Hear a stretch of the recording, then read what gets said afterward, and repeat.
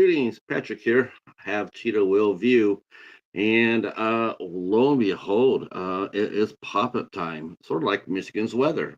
We have been getting pop-up storms throughout the afternoon. Uh, it comes in, it rains, it cools down everything a little bit. The storm runs away, bam, back up to 90. As a matter of fact, I am looking right now. It is 88 degrees outside, but it is humid as hell. So, but that's just the weather. We're here to talk about something else. We are doing a push video. The last time I did this for Danny and Gory, man, I struck out big, big, big. But I'm hoping that this one will be a little bit different. Like I know I don't do this nearly enough, so a lot of people don't have forgotten that I do this once in a while, and that is we are doing a pop-up video. We're doing a push. We're going to help somebody get to 100 subs today. That's my goal. That's my goal, and we're going to stay here and see if we can get a few people to come on in and stop by and help us out. Once people get here, once they see the bell is on and we're talking. Yeah. Oh wow, where to even begin? I guess we'll have to start with like yesterday. Well, I guess we could talk about the person we're going to be pushing. And I'm going to put her address, her channel name, in the chat so people can see it.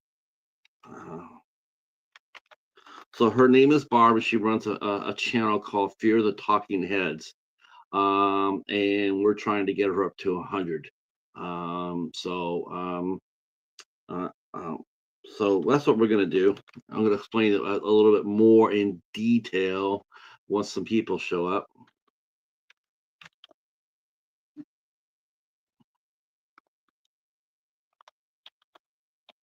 And I need to turn on my fan. Hey, Chuck. Yeah, Ant is really cool.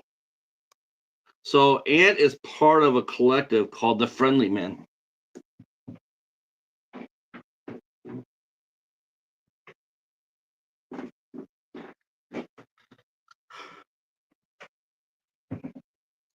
He is part of a group called the Friendly Men. Hey, Barb. Welcome aboard. Oh, no, I can't be the sweetest, because if I was the sweetest, I wouldn't have sent Eric that shark movie yesterday. And, you know, I don't know if you saw the rant, but it was epic. It's the best rant he's ever done on his channel. Yes, Chuck, for sure. The Friendly Men are a collective. There's Ant, Jonas, Mark, and James, and they work together on a lot of various things. They do some tremendous interviews. I've gotten some interviews from them as well.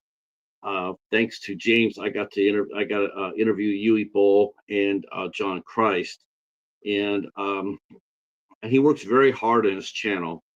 And Ant comes in too. Ant's like the musical side of the group.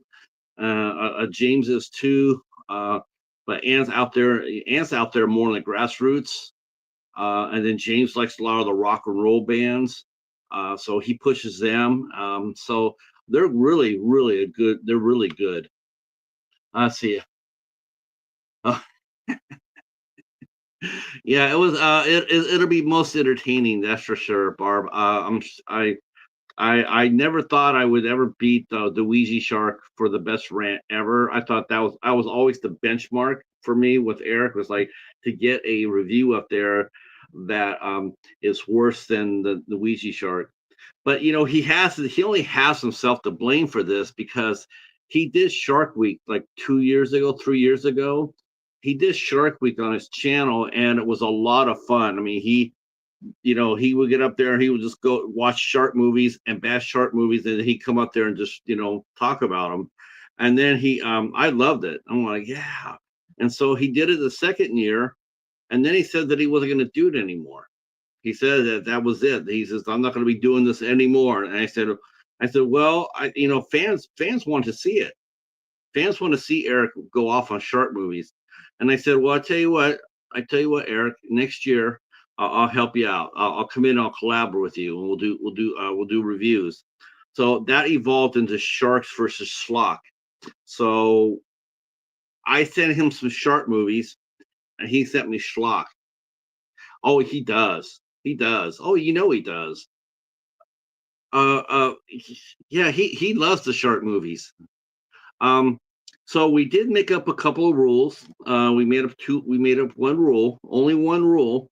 Um, we said, well, so we said after the first Sharks versus Schlock, he said no Mark Polonia movies and no Mark Polonia movies and no Dustin Ferguson movies. And I said no Louisa Warren movies for me. Uh, I said Louisa and Dustin, and he said Mark Polonia. So so that was the rule. We said, you know, because we want to have fun with this. We don't want to be just suffering through it, because if you watch any of those people's movies, you're suffering. It's not fun.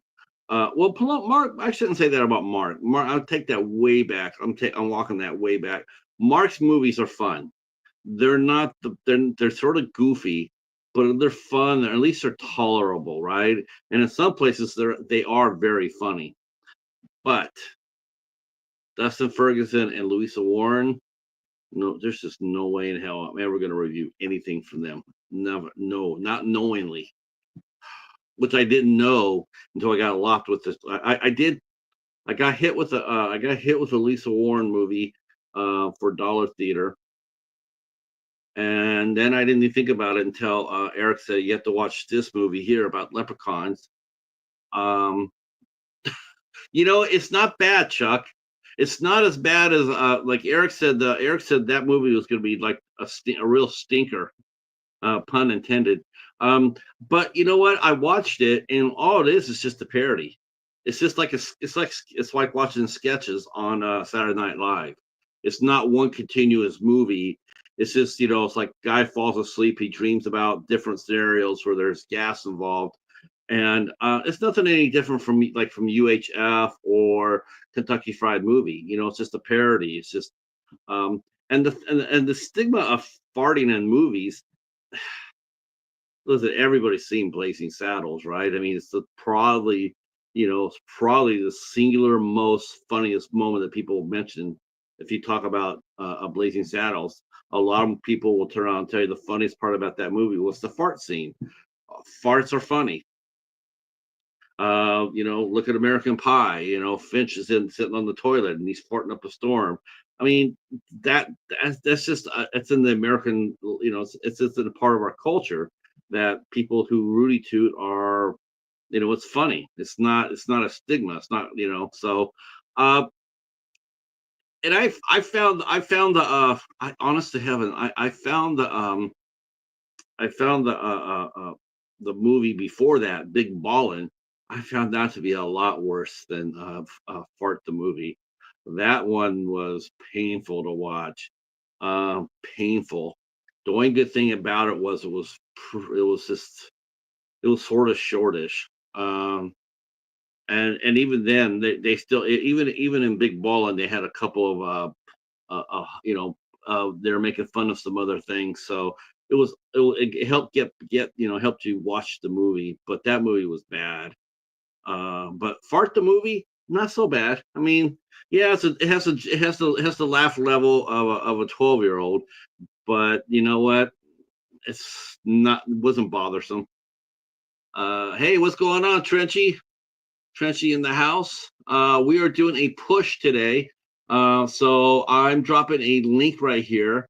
And if you guys could go over there and say hello to Barb and subscribe to her channel, we are trying to get her up to at least we're trying to get it to 100. We're trying to get her up to 100, but you know how YouTube is, so we're trying to get her up to 105. So we can go ahead and make sure she stays over 100. So yeah, I'm glad to see you. I'm glad to see you, Trenchy, man. Hopefully, you know, you and I have got to get together for a Clash of Titans. definitely. Clash of Titans. Um, it- See, to me, it's like what Eric should have done, but Eric couldn't do this because he says he likes it. But if Eric really wanted to get me fired up and win a week, which he didn't do this, he didn't win a single week this week, this year. Last year he killed me. He killed me. I had one horrific movie. I had Leprechauns. I gave him Sharks in the Corn, but I think he pretty much won the rest of the week. Um, and yes, I did like River of Darkness. Thank you very much. I thought it was a cool movie. I was really impressed with Kurt Angle. I was thinking, man, with a little bit of work, he could actually do pretty well doing this thing.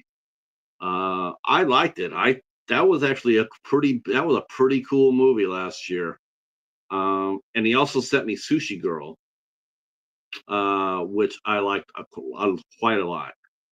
Sushi Girl was very cool.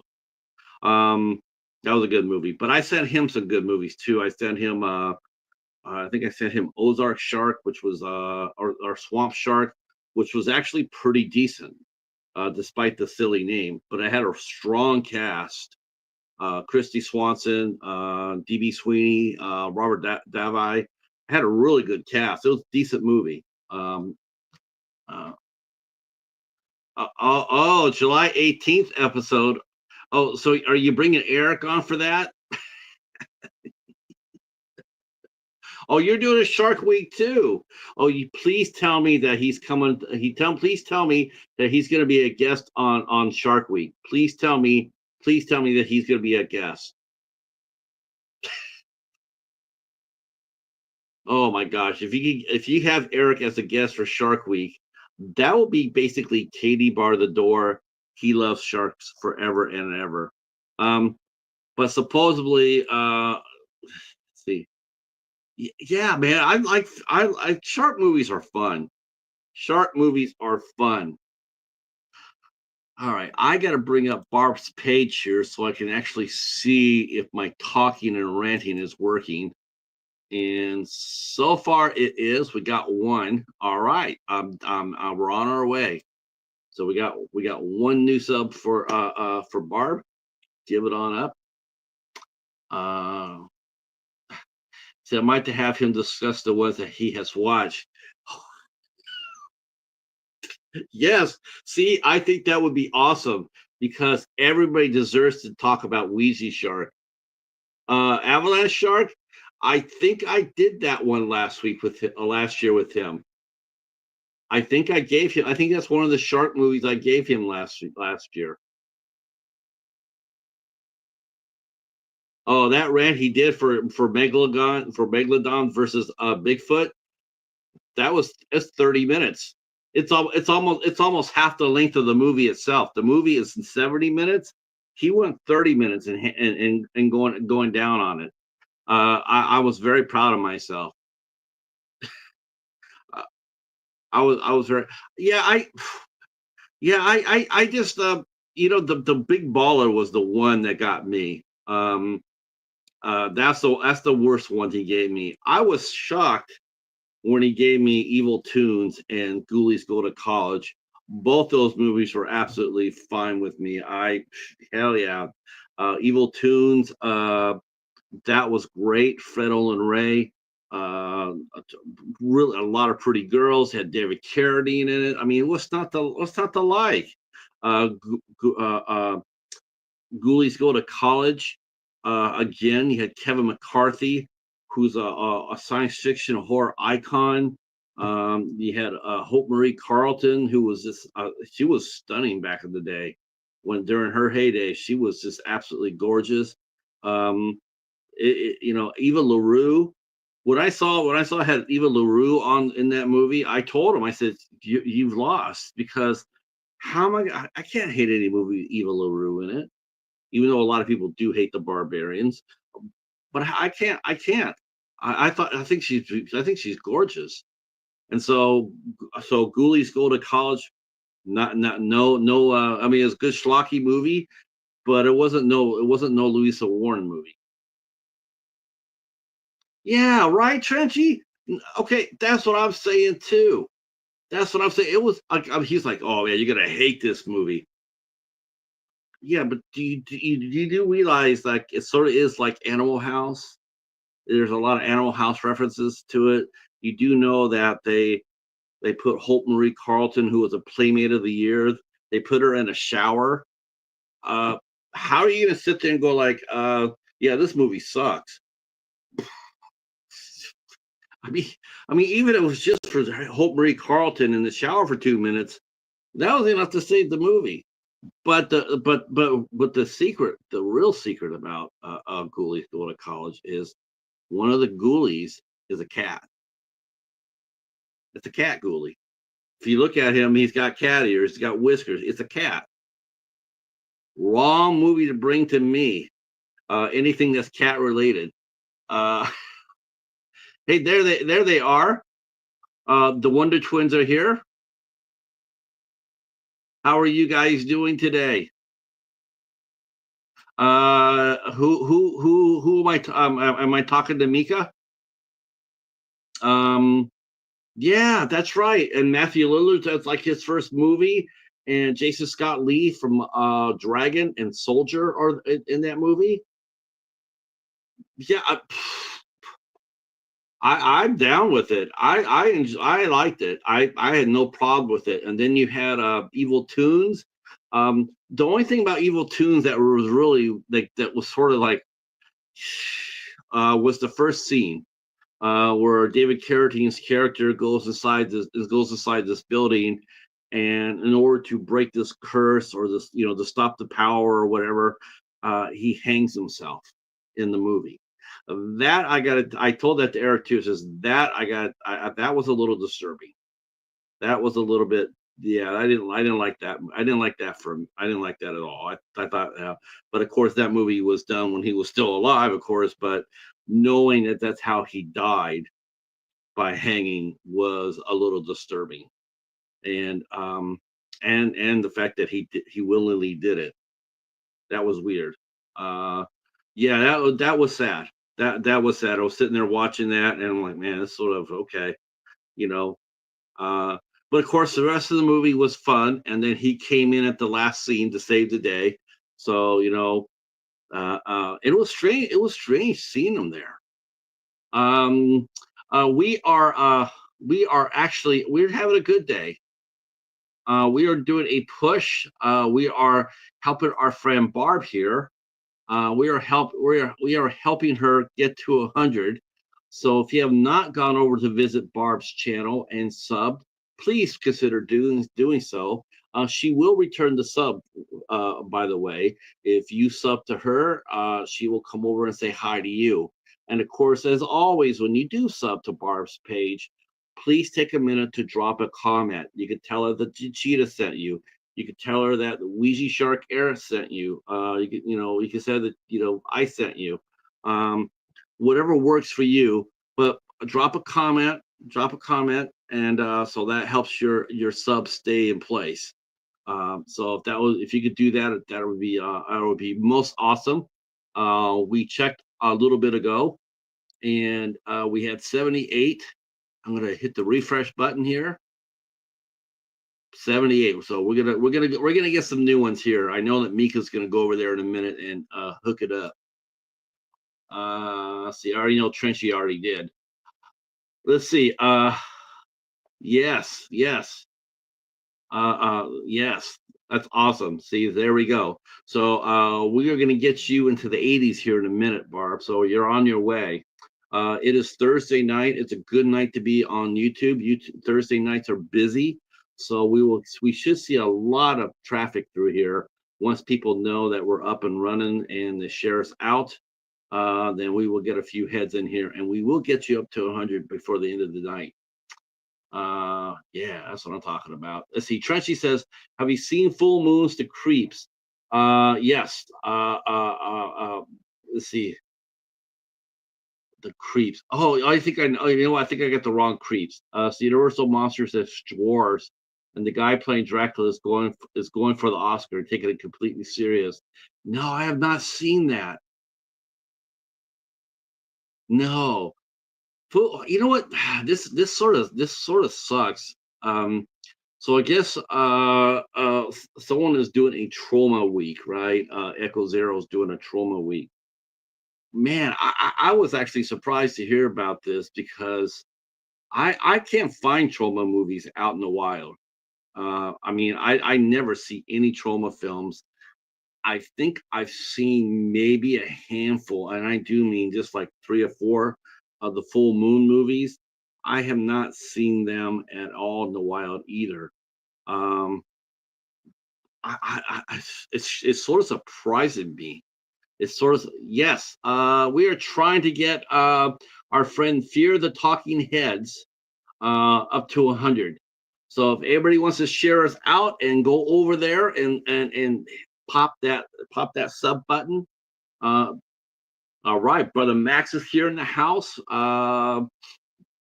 We are doing a push video tonight, brother Max. We are trying to help our friend Barb uh, uh, get to 100, and so this is what we're doing. So yeah, so yeah, we are gonna have fun tonight. I'm already I think we can have a well, we can share everybody share it out. Um, and yeah, we're gonna be here for a while. Definitely gonna be here for a while. Because once the momentum starts, it's it's the you know it's the best.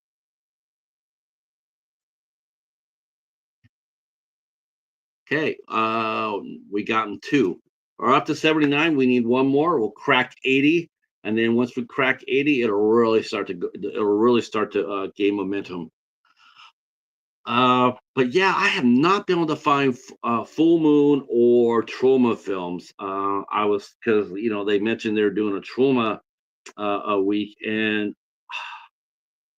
I don't have a single Trauma movie in my collection, not one. I think I have I think I have a handful of Full Moon. I know I have Doctor Mordred. That I know I have, and I think I have a couple of the Puppet Master movies. I think. Um, but I don't have the classic Full Moons. I don't have the Demonic Toys or Jack Trancer or Trancer. Or I don't have any of the old classics. I wish I did, but I don't have them, and those things are harder to find. They're harder to find than a Criterion. um, yeah, you know what you know what I saw. I was really surprised. Yeah, I know, right, Mika? It's like yeah, not even Toxic Avenger of Trenchy. I don't even have a copy of that. Um, yeah, it's it's just they're just not out there for the places I go to. And I try, I look. Believe me, if I saw it, I grab it, but I have not been able to get any it so far. Now I have other I have some like I said, I have more Criterion, and then I've gotten Full Moon and Trauma together combined. And the thing is though, is like you could add some to your collection. Sure, you could go do it by going to you could do it by going to the websites and whatnot, but they cost the arm and a leg. Like for Full Moon, you can go over there and they you could I mean, they're charging hundreds of dollars for the Puppet Master series. I like the Puppet Masters, but I don't feel like paying 150 bucks or whatever it was last time I looked for it. I think it was even a little bit more than it was for the Friday the 13th collection. I don't want to pay that. Um, I mean, I like Full Moon, but I'm not going to I'm not going to pay retail price for it. It's just too damn expensive. But you just hope that somewhere down the line somebody will be dropping off a couple here at the library. Yeah, I as far as the Toxic Avenger goes, I know a lot of people express a lot of surprise that Peter Dinklage is doing the movie. Um, they were sitting there saying, "Wow, that's way beneath Peter Dinklage," because Peter Dinklage has done a Game of Thrones, and he's done so many serious movies. And every time we see him, he brings a lot of gravitas. He was in Cyrano. He was excellent in Cyrano.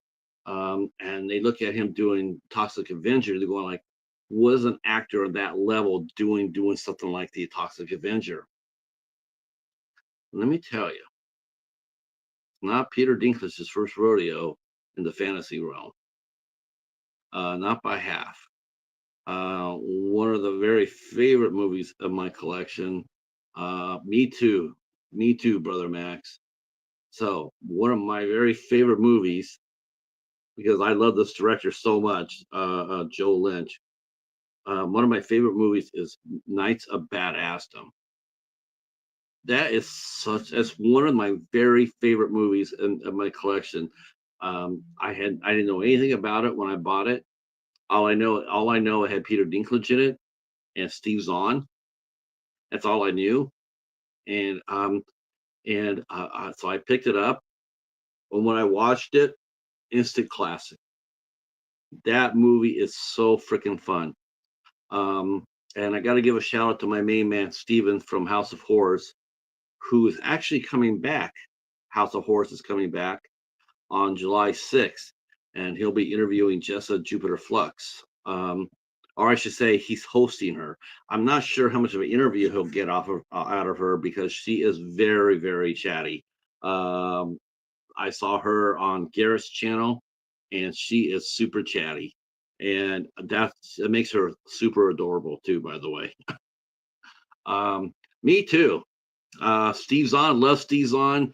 We covered Sahara again with Gareth. I was with Gareth for that too. We watched Sahara, and Steve Zahn was in that, and he was great in that.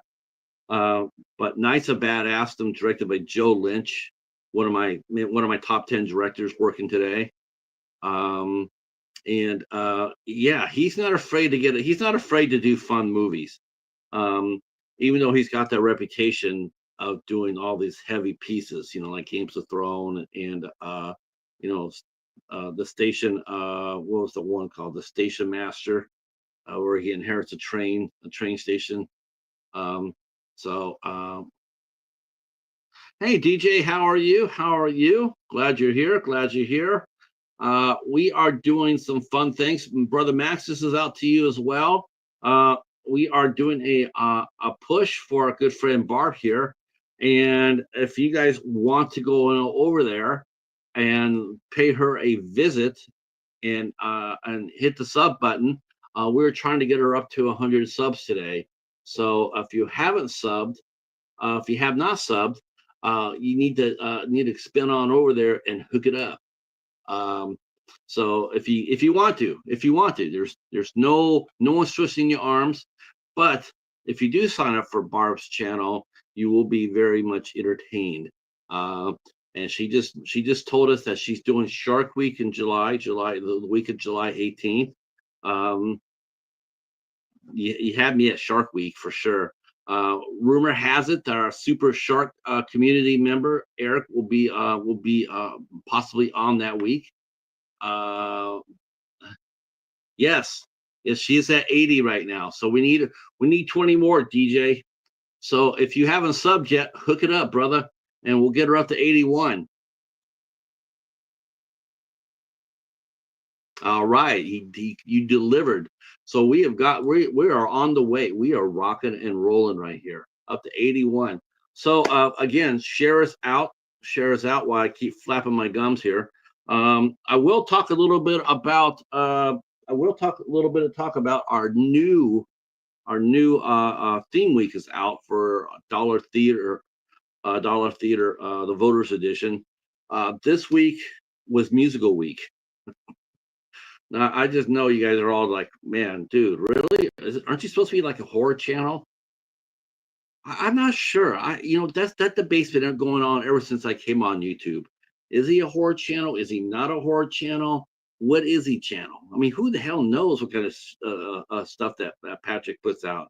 I mean, I could go in there and I could watch ISC Midnight Movies. I could watch that, but then he's doing the musical. What is he? anything and everything to anybody who watches. So this week we did musical week for Dollar Theater, the Voters Edition, and we did Rodgers and Hammerstein, two of the most famous American theater composers in history. They made several musical plays, and then they were turned into films. They were adapted into films. So I put up three different movies. We put State Fair with Gene Crane and Dana Andrews. We put Oklahoma with Shirley Jones and Gordon McRae. Shirley Jones is still with us, by the way. She's still with us. And she also, Shirley, you might remember Shirley Jones probably from her most famous role, as far as the modern goes, but she played the mom on the Partridge Family. She was an Oscar winner too. She won an Oscar, but she's probably remembered mostly for her turn as in the Partridge Family. Um, and then we had Carousel, also with Gordon McRae and Shirley Jones. Only because Gordon McRae got that role because Frank Sinatra backed out. Uh, Thank you. Yeah, Trenchy, that's what I try to do. That's what I try to do. I try to do a lot of variety in the stuff that I cover. I just don't want to be stuck doing the one thing. I don't want to be, when people come on here, I don't want them to hear me just talk about like Scream or Halloween, and that's all I ever talk about. I think people they just think I don't know. That just bores the shit out of me. I know it would help grow my channel. I mean, if I did that all the time, my channel would grow. But really, what would I be basically, what would I be watering my channel with? You know, if that's the only thing I ever got. So I like to keep things different. And so we did musical theater, the musicals this week, and I watched and reviewed Carousel, which really surprised me. I was expecting it to be a little different, but I guess what I expected, um, it wasn't what I expected. Um, but I reviewed it. It's up and running. Um, but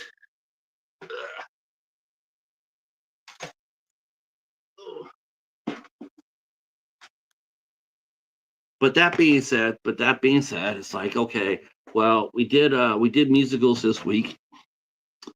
We did musicals this week. But as you can tell by Barb's Fear the Talking Heads. It's a play off of Fear the Walking Dead. Um, but doesn't mean that that's all she talks about. It's just the Walking Dead, right? That's not the case at all. She covers a lot of different things, um, including talking about a Felicia Rose double feature movie review.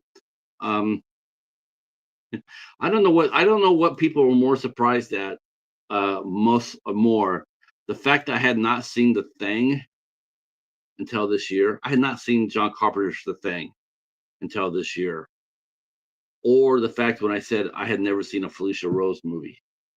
Felicia Rose, I had never seen one of her movies. I've always seen her every time I've seen her. It's always been her at a convention, and she comes across as extremely super nice. And it wasn't until like, man, I had not watched a single one. I've never watched her movies. I've never watched The Burning or Sleepaway Camp or I I just never done it until last year. Last year I saw two of her movies, and she's a lot of fun. Let's see.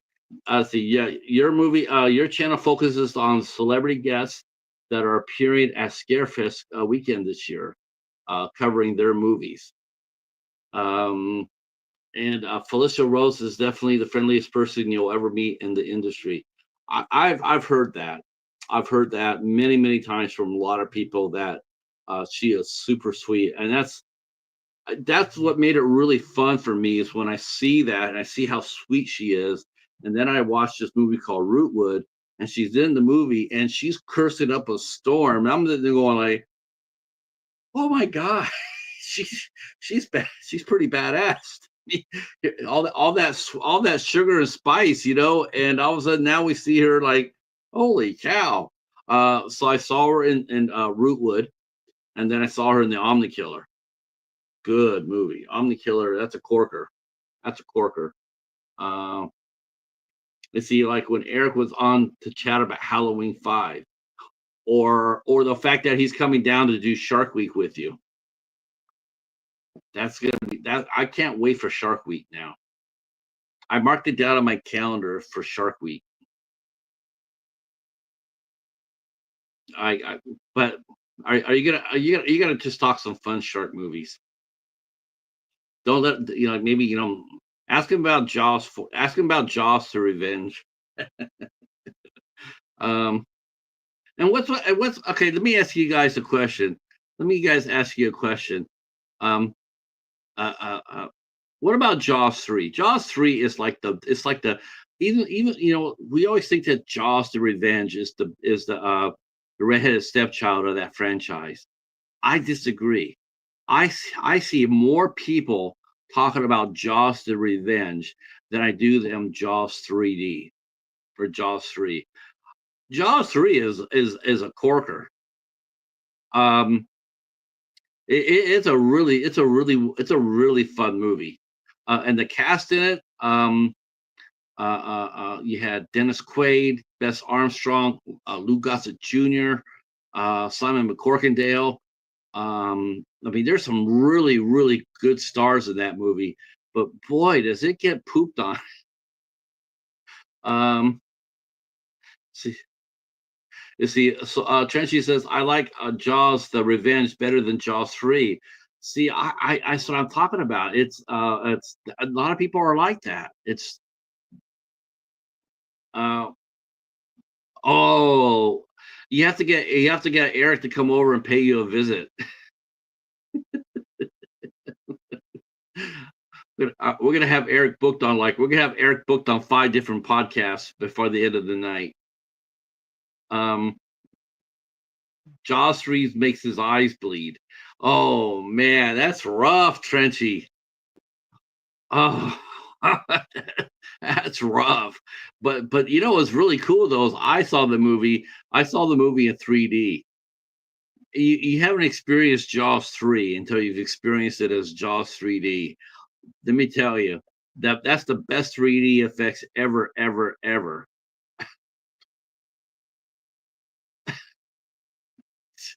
Uh, what I didn't know was at the time that Simon McCorkindale he had done a TV series. He was a English actor, very handsome, very a great leading man, and he had done a Manimal, and he had co-starred. His co-star in that movie was none other than Melody Anderson, who had starred with Sam Jones in Flash Gordon. Well, Manimal came out and it died a quick death on NBC. We watched it because we were kids. We were young and we like science fiction, and so we watched it, but the adults never did, and the show got canceled. But I do remember him coming on, and he played the bad guy on Jaws 3, and it seemed like right after he did Jaws 3, he just vanished. He just that was it. He didn't hear anything from him. Now I know the movie didn't do that well, but and the TV series didn't do that well.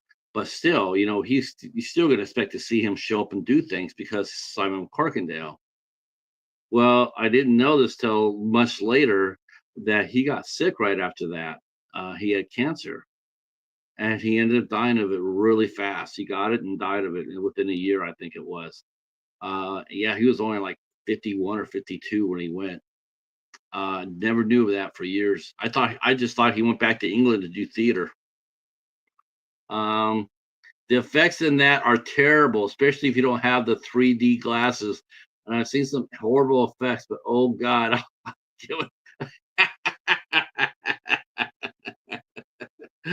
it's pretty bad, Trenchy. Yeah, it's pretty bad. Dude, it's one of the but it's still one of the best. I mean, back then there was still, that was a big thing. When they did 3D, they did Friday the 13th in 3D, and what I remember about that is the boyfriend's head coming at you. He got his head squeezed, and they popped his eyeball. It came right at you on the screen. That was, but yeah, it was pretty. Oh,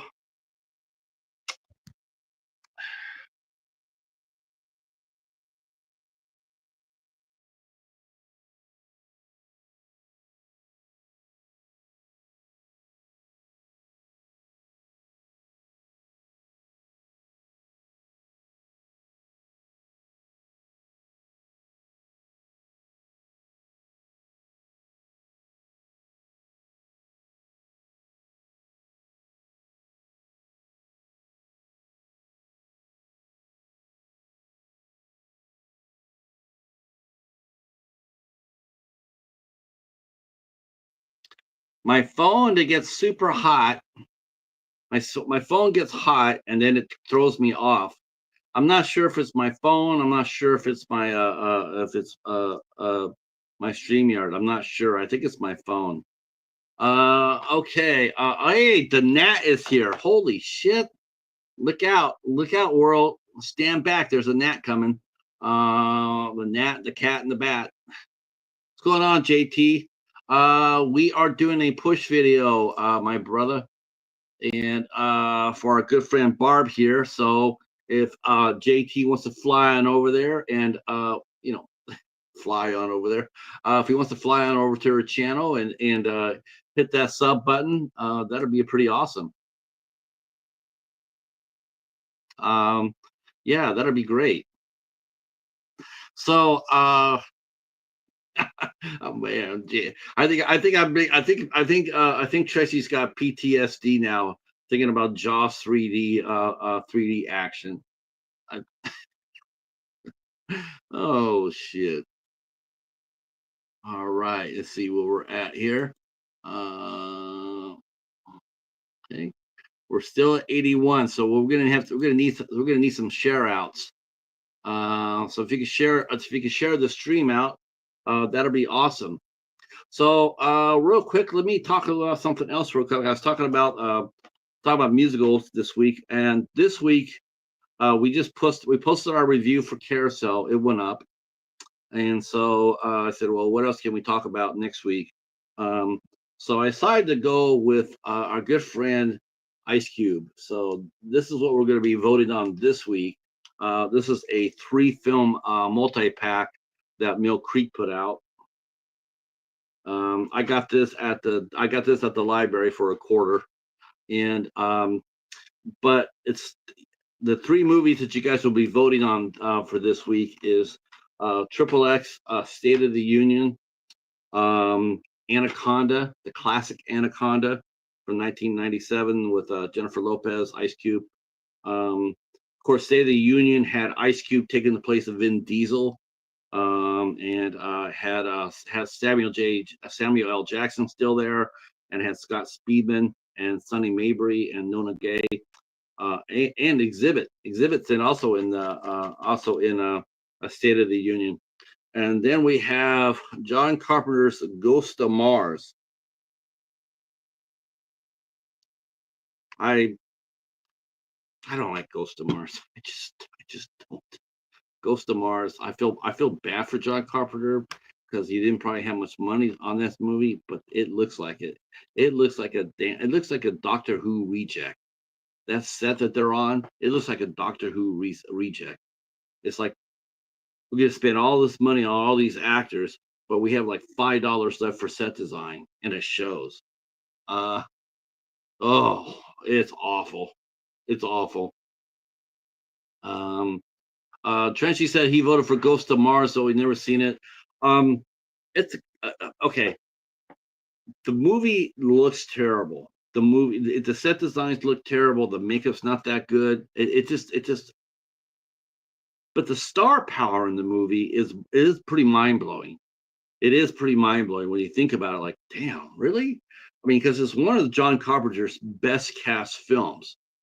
Maybe that's why we resent it a little bit, because it's like Man, you had a lot of stars here. Um, you had Jason Statham in his first movie. You had Pam Grier, Clea Duvall, Natasha Henstridge.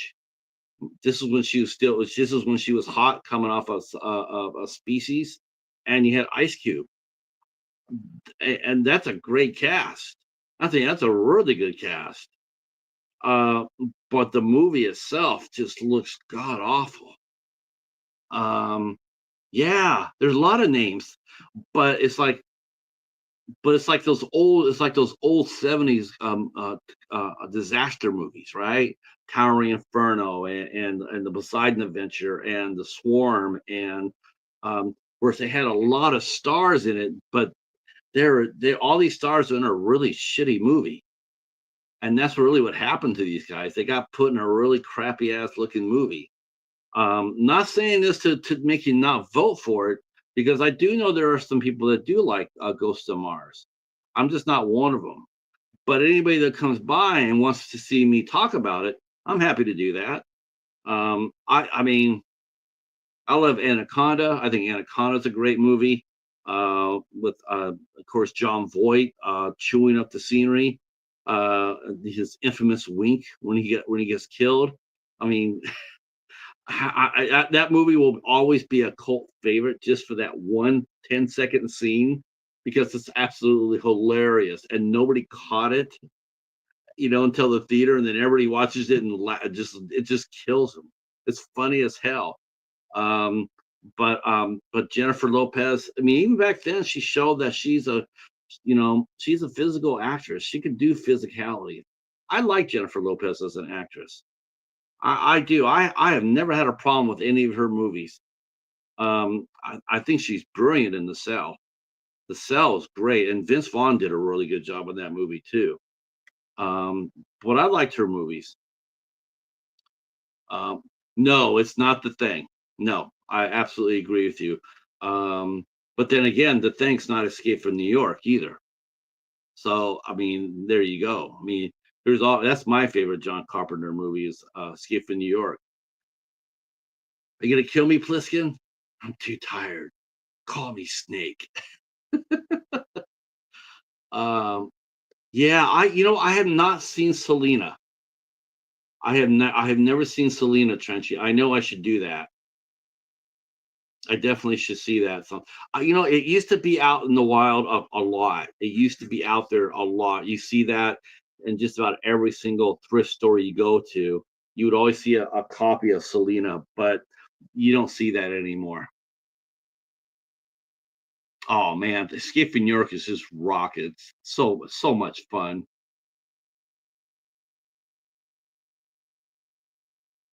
Yeah, that's right. Yeah, she did really well as Selena.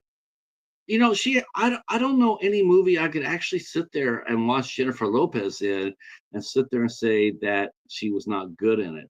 Now I know that she did Geely and she did those two movies for Kevin Smith. Um, you know, but I've never heard anybody go, rip her performance.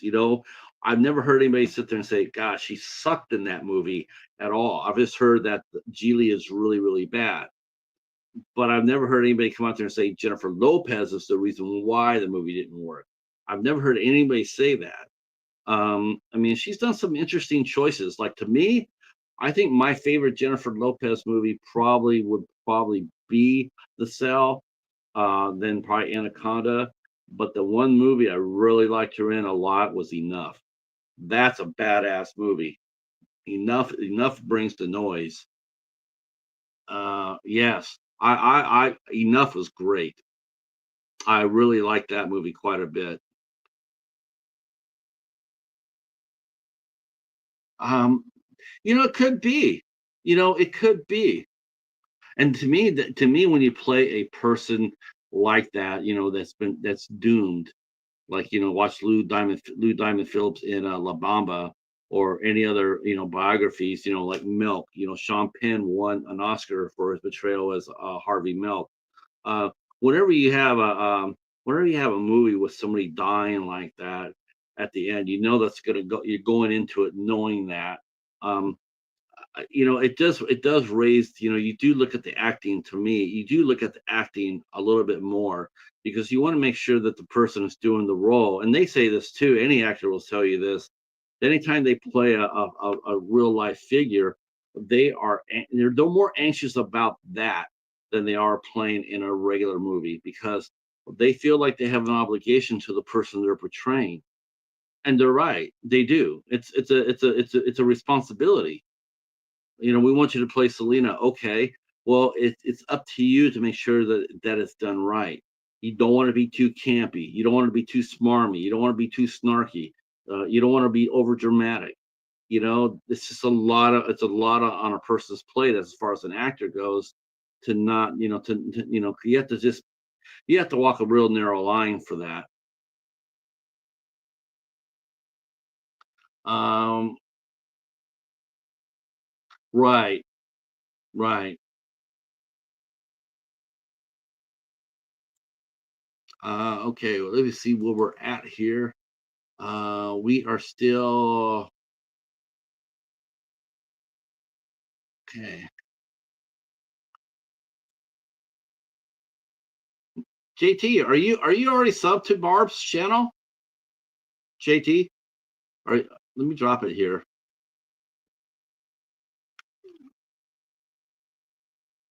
If you haven't subbed to her channel yet, brother, go ahead and hit that. Um, yeah, I think the Ice Cube movies are pretty solid. I mean, he definitely proved that he could do the action scenes in Anaconda. Oh, awesome! All right, so we should be at 82. 82. We are rocking and rolling. Don't forget to drop comments too. Drop comments, that will help out a lot as well.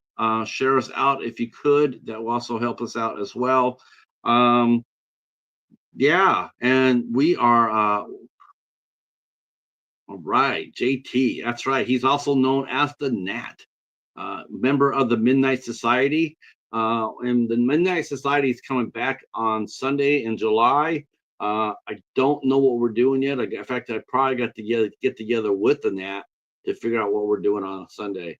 Um, I should just, let him decide. JT, come up with something to do for us in July for the Midnight Society. There, I'll just put it on his plate. Uh, of course, JT's channel, of course, you guys can go over there as well. He does interviews as well.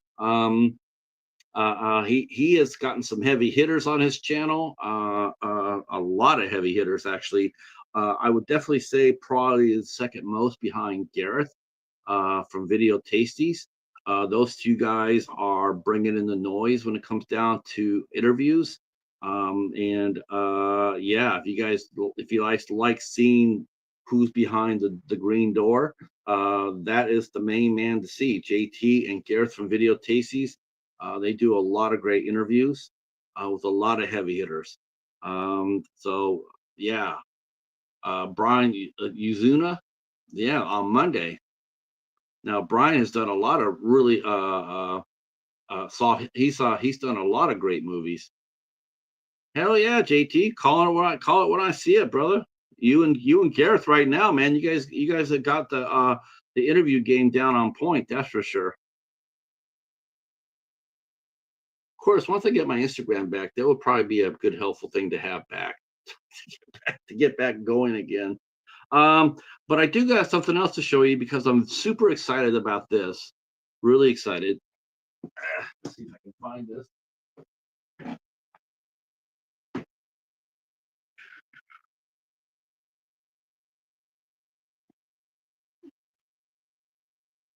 All right.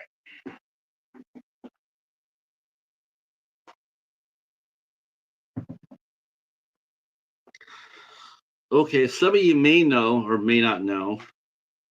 I mean, if you've heard this before, just let me know.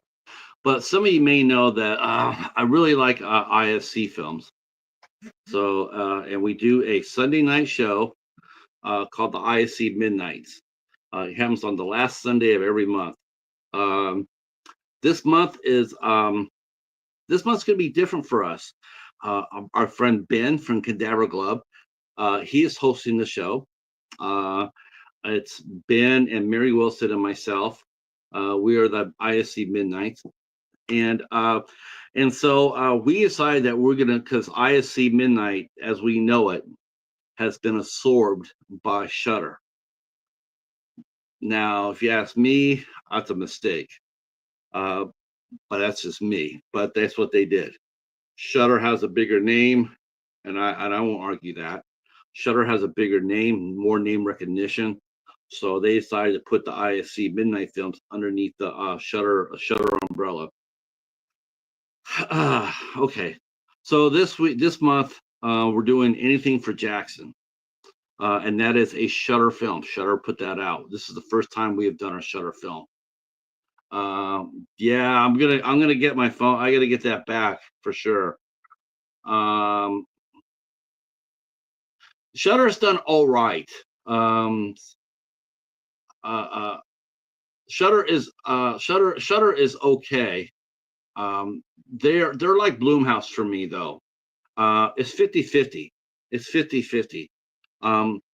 Whereas I think IFC Midnight is more like 90-10. But Shutter has to, they has the theaters. AMC will put out a Shutter film at a theater, and they'll do that. A lot of the ISC Midnight movies got showed at the ISC Center in New York, and that's where they played at, and then they got released to home. But now that AMC is now doing IFC movies like Dangerous Animals. Dangerous Animals was an IFC film, but it got put underneath the Shutter umbrella. In a Violent Nature was IFC Midnight underneath the Shutter. See, a lot of people, when they say they see Shutter doing these movies, it's not so much Shutter doing it; it's IFC, but Shutter has a bigger distribution, so that's how they're doing it. But we are doing our first Shutter film this Sunday. Ben is hosting us, and we are doing Anything for Jackson. So it's me and Ben and Mary. But next month it's my turn because we rotate on hosting the show. Next month is my month, and I'm really excited about this. I'm talking a little bit early because I'm excited about this because we will be watching and discussing the Clove Hitch Killer, and so this is going to be our movie that we're talking about in July. And I'm really happy to know because we got a guest co-host. I finally did it too. I've been wanting to do this for a little bit. I just dragged my ass. Lady Sasha, I totally misshot. I shot my foot. I was supposed to have her on. It didn't happen. My fault. This month, I'm making sure that I take care of my P's and Q's. We're gonna have Ken from Sledgehammer Horror. He's gonna be our special guest for that show.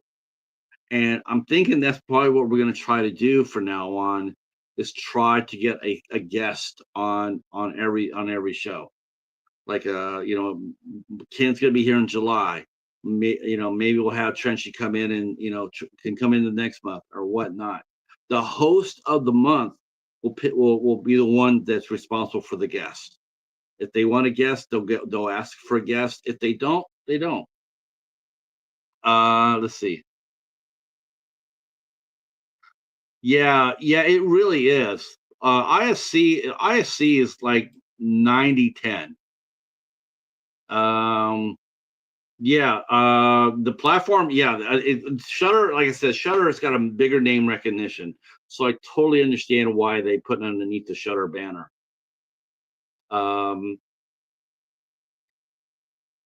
See, people shit on Netflix and their horror selection all the time. Yeah, which mostly sucks, but always been praised them for distributing all the Asian horror, especially Indonesian. Yeah, they got some good horror movies there. I'm looking forward to this. This is going to be a really, and I'm really excited about this is because I'm always chopping at Ken and Ashley because they do a lot of A24 stuff. We sort of disagree on Hereditary, which I know JT is going to instantly jump on me about, but we talk about Hereditary a lot, and I'm always telling Ken to come on over to the dark side because we have cookies, And so I'm really happy to see that. And when I asked him to come over for to be to guest star on our on July, I was really surprised at how fast he said yes. He said yeah, he said yes like that. He says, "Yeah, I want to do it." Here we go. Here we it's chum in the water. You just throw that in there. You just throw see you throw a little hereditary in the water and the sharks all start coming. Um uh, uh, uh, but and they did too. But I was really pleasantly surprised to see how fast he said yes. So I'm very excited about that. What's a masterpiece? The Clove Hitch Killer? It's a great movie, JT. You're right. It's a disturbing movie. It's a disturbing movie. I can't wait to sink my teeth into it. Oh, if you're talking about Hereditary,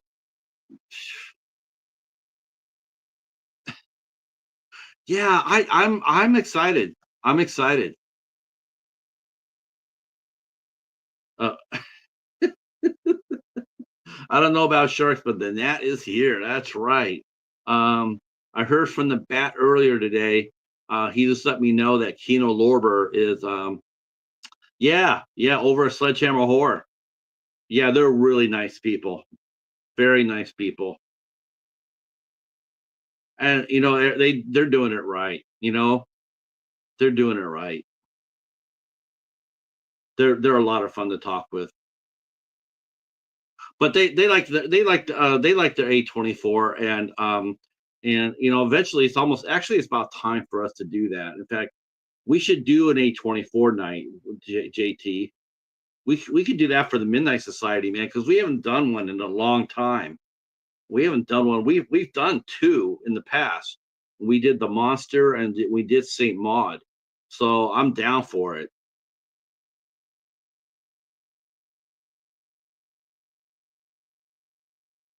Yeah, I think we should do that. We should do an A24. I just wish I had a little bit more of their recent releases. I got some good ones. I definitely got some good ones for sure. Uh, but we did like I said, we did two. We did Saint Maud and we did the Monster. Yeah, that was a real fun one, wasn't it?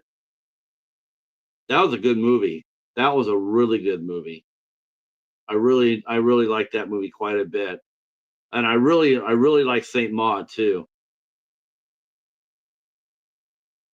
I think so. I think you're right. I think we did that without the bat. But I like to go ahead and do another A24 film and bring on I want to bring Monty G into the mix because Monty and if Mika wants to come out and hang out with us too. Um Humanoids from the Deep. Man, man, they have some pretty girls in that movie. Uh what's really interesting about that is at the end of the movie, yeah, that ending is a corker, isn't it? Man, I didn't see that movie as a horror film though. I saw it as a psychological drama. Hey, Texas is here. All right. What's going on, Texas? Welcome, welcome. I was sort of surprised that you didn't show up yesterday, brother. I had a punk rock band on, Prison City Brigade, and you were not to be found. I'm thinking, wow, here I am bringing some punk rock here, and you know, what's up? But I know you and Gino were probably busy. Glad you're here, though. All right, all right. That's what we're talking about. Okay, we are at 82. We need 18 to go. 18 to go. So we gotten five so far. We gotten five in only an hour. Damn, that's not bad at all. Let's see. The Blacklisted Works Films. This is where all the fun people are hanging out. Well, yeah, we're definitely. Good to see you, Texas. Seriously, man. Glad you're here.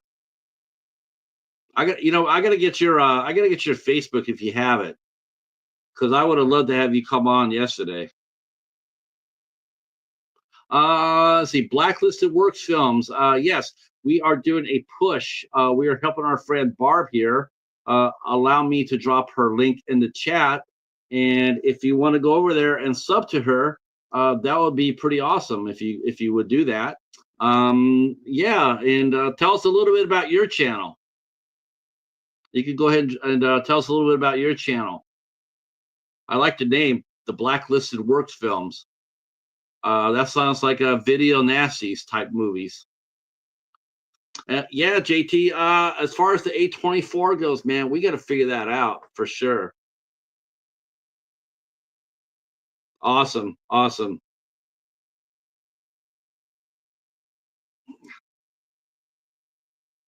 Now we also have, and like I said, let me drop this down too, just for fun, because uh, all right, that's what I'm talking about. Feel free to share us out. Feel free to share us out. The more faces we get into the chat, the more we'll have a chance to get reach our goal. Our goal really is. You want to be a part of it, Mika? You want to do it with us, with me and the Nat? You're more than welcome to come up there. We'll do it on a Sunday night. We do it on Sundays.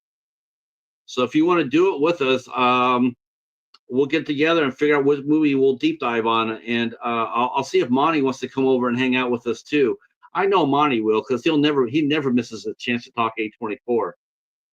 All right, you're down. You're in. Oh, I love Irish horror. Then you probably know Ashleen Clark then. Blacklisted. You probably know Ashleen Clark. She's been we've covered her show. We covered her movie The Devil's Doorway, and she's actually been on Eight Questions With, which is a show I do. I love Irish filmmakers. Hell yeah. Irish horror is awesome.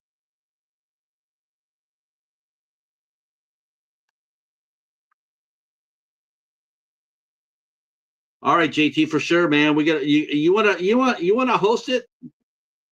Put it on JT. You want to host it, and then we'll come together and figure out the movie we're going to talk about for sure. I only have one request.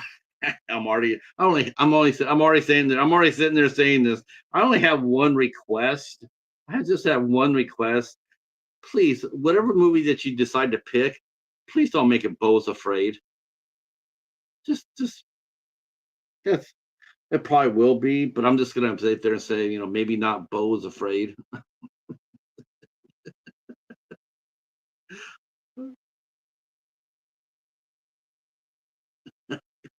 Um, yeah.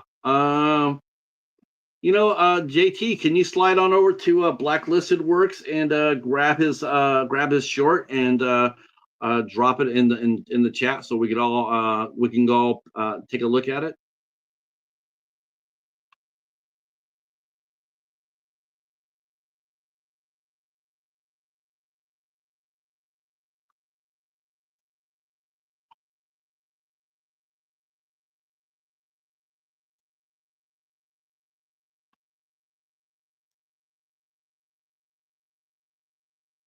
Let me do one a little bit better here. Let me bounce over and throw out Blacklisted's channel right here. I could do that.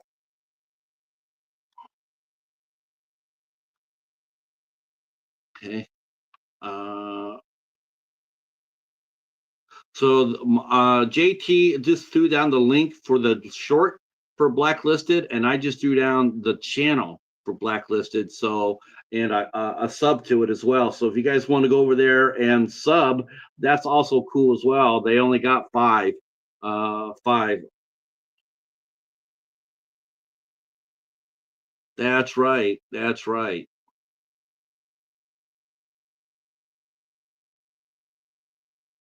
Well, there we go. There we go. Get you a viewer base right here. Get you a viewer base right here.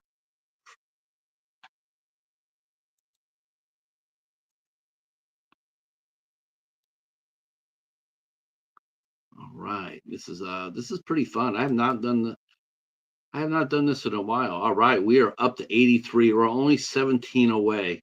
Man, I know we could do this. I know we can do this. I know we can get up to get it up there. No problem. Just let me this you know what? We'll get you a few more heads. I'm going to take a look at your short film. Your first short film, definitely talk it up. JT's back in business. All right, all right, all right. Let's see what's he doing. He's got recording Feast 2. What am I doing? Oh man, I think I'm supposed to. I think what I'm supposed to be doing is I'm going to be watching a movie for Dollar Theater. I'm watching again. Are you a horror channel or not? I'm going to be watching and reviewing the Nanny Diaries with Scarlett Johansson.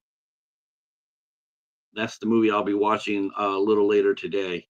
Then tomorrow, I have an interview with uh, Alexander Nevsky, Joe Cornette, and Tatiana Neva, which I should drop that into the chat so you guys can. Well, you guys can all go over there and hey, Sensei, greetings, greetings. How are you?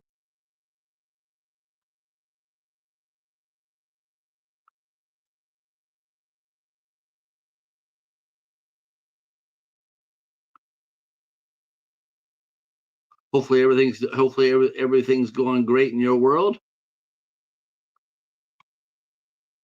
Yeah, I love Scarlett too. Scarlett, yeah. I was hoping that the movie that she came out last summer in, Fly Me to the Moon, I was hoping that would come out physically through the library so I could pick up a copy because she looked really good in that. She looked really cute in that movie, and I wanted to see it, but I had never it never came out on physical. I don't think it got released on physical. I think Apple got released that movie, and Apple and it's hard for them to do physical releases.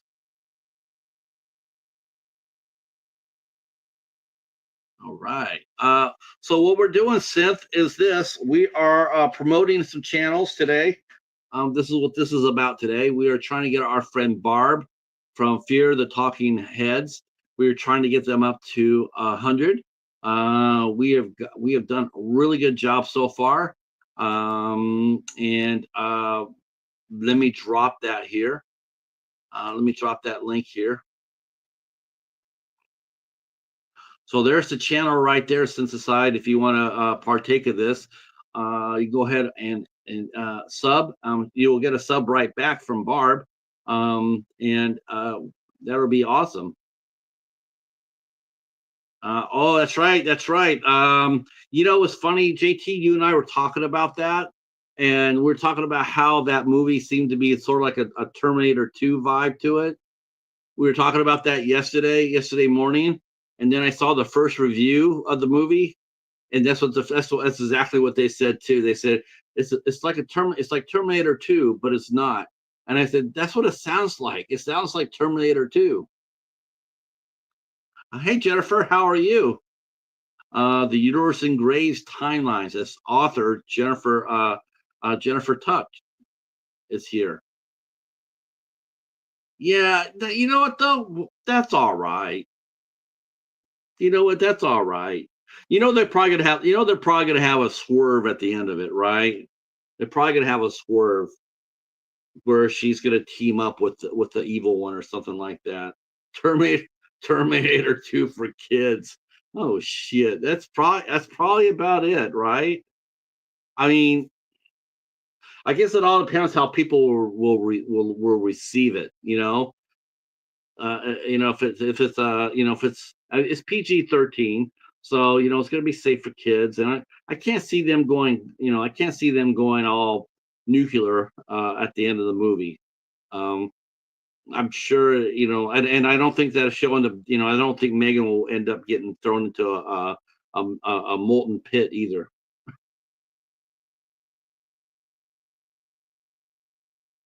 Um, Back in your day, Terminator 2 was for kids.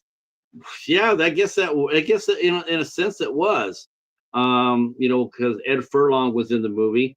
He was a young child star at the time.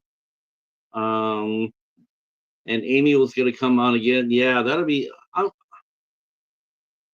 I'm glad I'm glad she went back to the movie. JT. I was sort of bummed out when he told me that you didn't think that she was, but I was glad to hear that that they did do that. So that's really cool.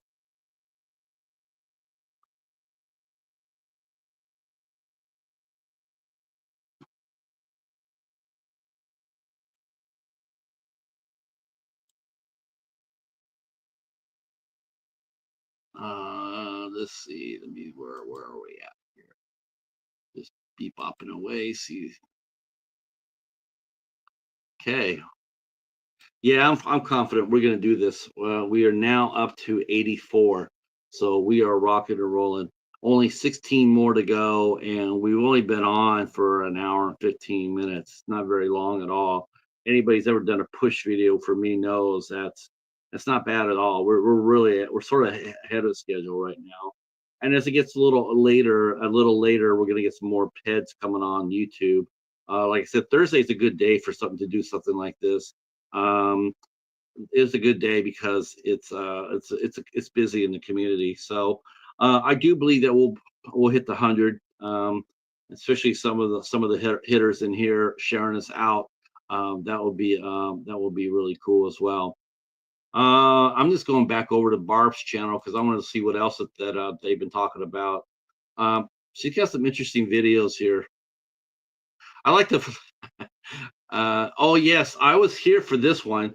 She did villainous kids in horror, and wow, that's actually a really interesting topic because it used to be that horror, the kids in horror, that was almost like a taboo. Like you could do anything to anybody except for animals and kids, and I don't think that's the case anymore.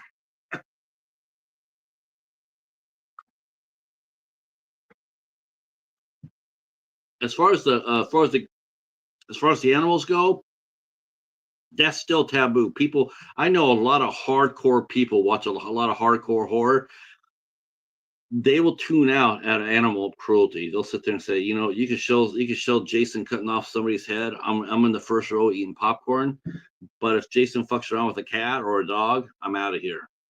Um, Not that Jason would though, because as we saw in Jason 2, on Friday the 13th 2, he actually likes cats. Uh, Well, you know what? You should be careful about that there, Nat. I mean, next thing you know, there could be some it could be some horror movie. There could be some horror movie and showing a Nat getting de-winged. I mean, I don't understand what's the difference between a cannibal holocaust and a zombie movie is. It's the same. It's the same thing, right? It's the same thing. It's just that the person doing the eating is supposed to be a lot. It's supposed to be normal, but it's still basically the same thing. Yes, you'll-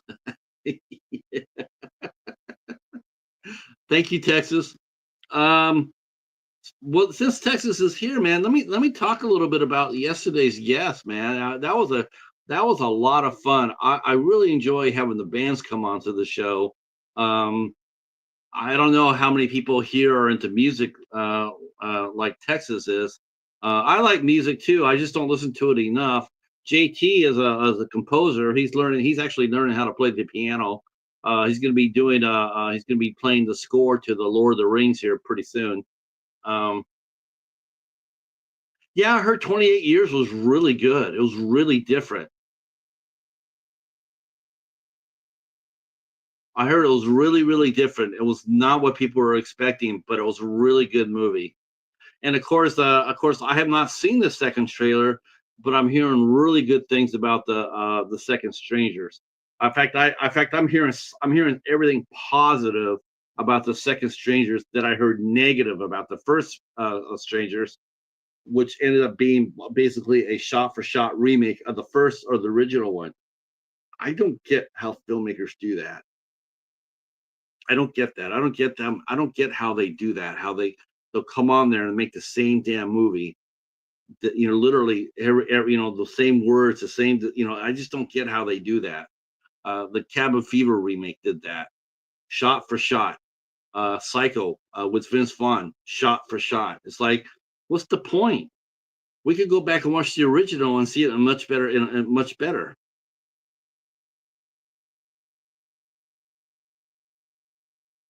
Yeah, I like the first two. That's one movie. That's that Ralph Fiennes you mentioned, Barb. That's one movie I have not watched yet. I got to dig it out because I did get it at the library and I really want to watch it. And that's The Menu. Really want to watch The Menu. That played out like a A24 film, didn't it? That did have an A24 vibe to it.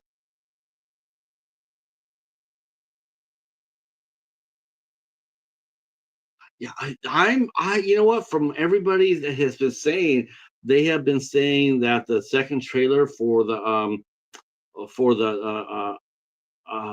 second trailer for The Strangers 2 has been really, really positive. Everybody's been sitting there saying it looks really, really good. I'm anxious. And then I know what you did last summer. The reboot is going on, and we know a writer of that movie that took a run at the script and ran through it. Leah McKendrick, she worked on the movie as well, and she was a guest on 28 on 8 Questions with. She's a terrific screenwriter. Hey, it's Jim. Oh boy, here we go. It's on now. The movie talk guys are here. Things about ready to get real. And me and I was talking. Jim was showing off some of his great films that he had in his collection, and he mentioned a walk among the tombstone. And man, I was glad to see someone mention that because that's a great franchise. Um, and of course, me and Jim were talking about how Liam Neeson, he had done too many Taken movies. The same movies. Always the same damn thing. Every movie that comes out, Liam Neeson comes out, it's the same thing as Taken. Um, and wouldn't you know it, Jim? Wouldn't you know it that yesterday after we talked, I read in one of the trade magazines that uh, um, the movie he did, Ice Cold or Frozen or some shit like that. Oh, Ice Pursuit or Pursuit. I don't know what it is, but they made a second one. They made a second one. Um,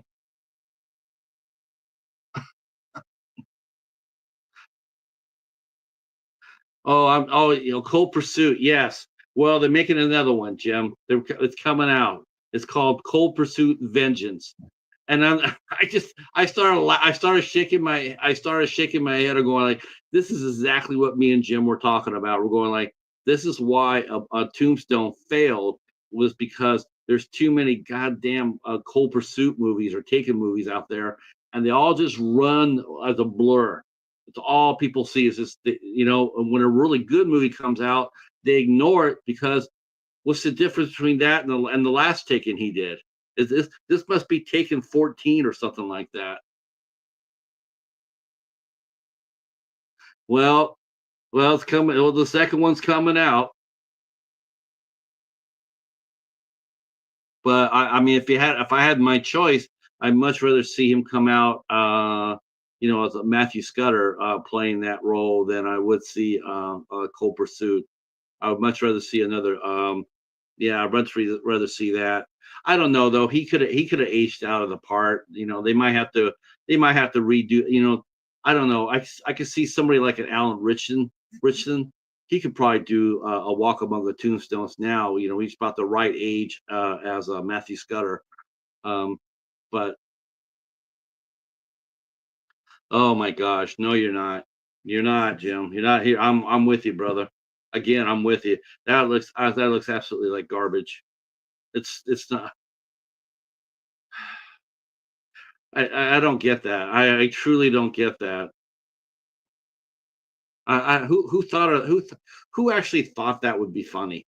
Hollywood has no idea. They're so clueless.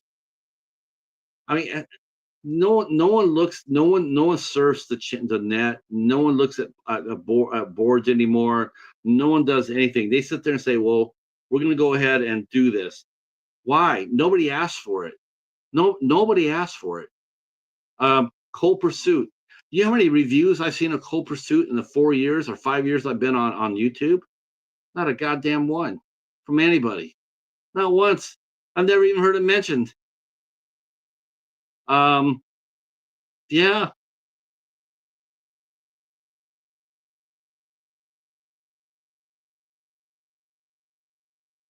yeah.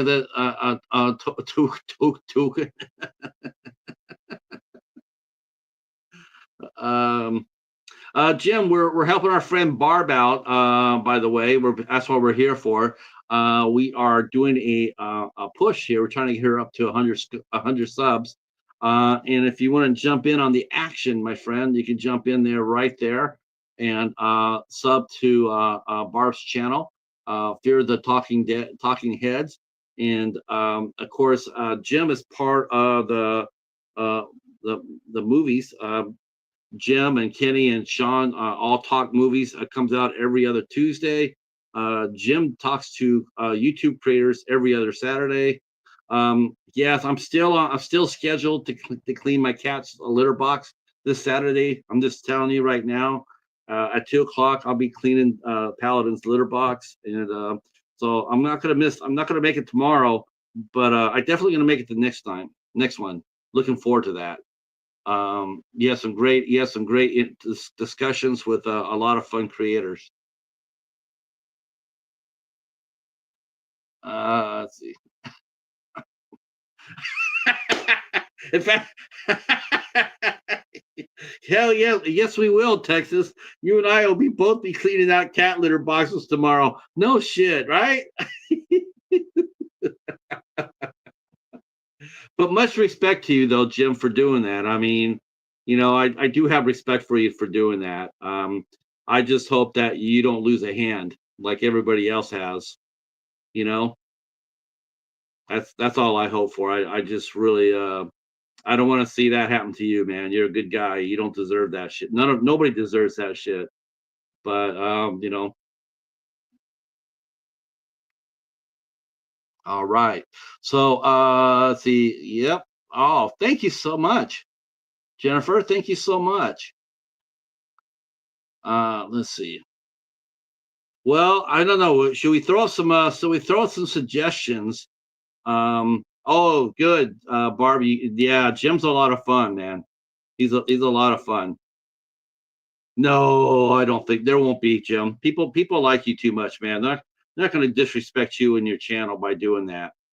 No, they won't do that. Yeah. No, man. We're besides, man. You know what they say about pit bulls? They always turn around and bite you anyway. So, who wants to be around that? Uh, Texas over there cracking up. Yeah. Okay, that's enough of that mess. Okay. You guys are subbing to each other. That's awesome. Thank you so much. Yeah, this is fun. Man, it's been a long time since it's a long time since I've done one of these. Damn, we're gonna do it, man. We're only 14 out. We're only 14 out. We only need 14. Oh my gosh. Hey, there's Eric right there, king of the sharks.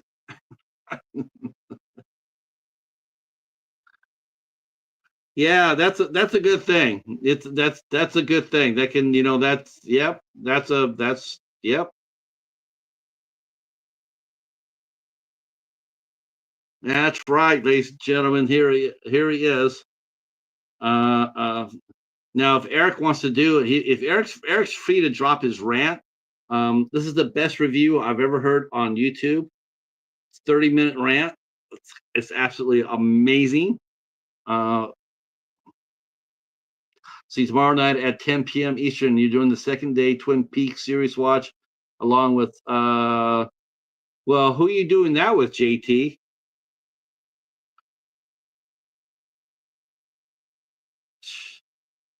Texas says apparently I'm a lot of things I never knew I was, but yeah, don't get the. I don't want you and I to get our fur fluff, Texas. But I'm with you, brother. I'm with you. Oh my gosh, I'm surprised you didn't ask Jamie to do it, JT. I was surprised she didn't ask Jamie Hart to do it. She is the queen of all things David Lynch here. If I want to talk about David Lynch, I go to her, even though she hates Skinner Morenik, though.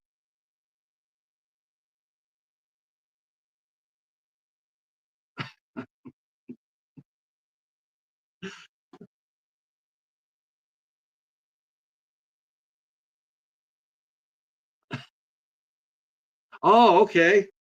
Yeah, that'll be, yeah. Yeah, Eric needs to go on Barb Shark Week. Hell yeah, that needs to happen. That really needs to happen. Hmm. Yep. That'll be. I would be there. I'll be there front and center for that one.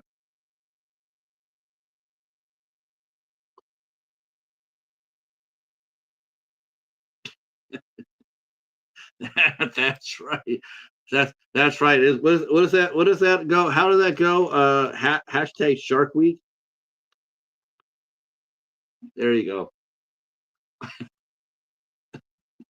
Well, how many of you guys are going to do Shark Week this year? Are you guys are God? I know that Jim Kinney and Sean have got to Jim Kinney and Sean, they got to do a shark movie week. I don't think they've done that yet. I don't think you've done sharks yet on the channel.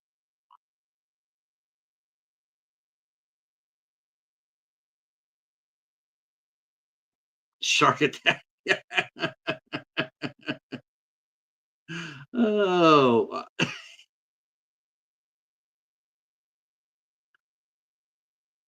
you like shark movies though, JT? I was going through my buddy Catfish's. I was going through my buddy Catfish's books, and I did find because I don't have that many asylum movies either, right? I really don't. I don't see them very often. The only thing I ever see out there is Sharknado. That's the only movie I ever see from the asylum. Now since Family Video closed, so before there I could go. I could get an asylum movie at the Family Video, which I rarely ever did. I I've only found one asylum movie, um, and I didn't know it was an asylum until I got it home, and it was a drama. Actually, I was shocked as hell to see it. Like, when did they ever do it? When did they ever do a straight movie? But the movie was called Bound, and it starred Charisma Carpenter from Angel. Um, I've never watched it yet. I've gotten it, but I've never watched it. I have reviewed. I have like two or three asylum movies. I reviewed two. I reviewed one called Hornet, which was just God. And the other one I watched was directed by our good friend Jose Prendes, or Master Chaos. It was called The Headless Horseman.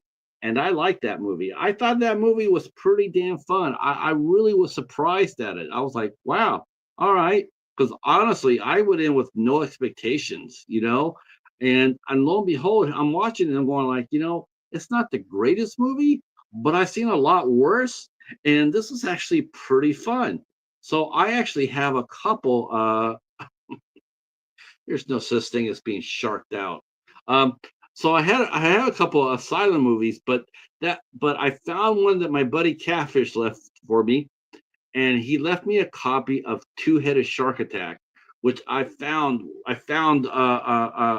this month actually, because I keep going through his books, and I was so surprised. I didn't expect to find a Two-Headed Shark Attack, because I didn't think that he bought asylum movies, but he actually did. he actually bought an Asylum movie.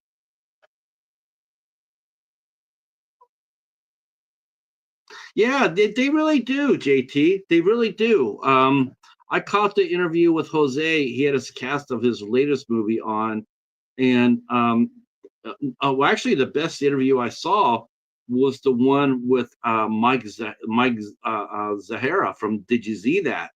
He interviewed a director named Ryan Corbett, I think his name is. It's, but he was talking about how they filmed the movies, and it was really interesting um, because it's gotten to be so fast. Um, like an Asylum movie used to be filmed between 10 to 14 days. Now they're done between 5 to 6 days. They are so freaking fast as far as turnarounds go. Um, let's see. Abraham Lincoln versus Zombies is a fun Asylum movie. Yeah, from Abraham Lincoln Vampire Hunter. Yeah.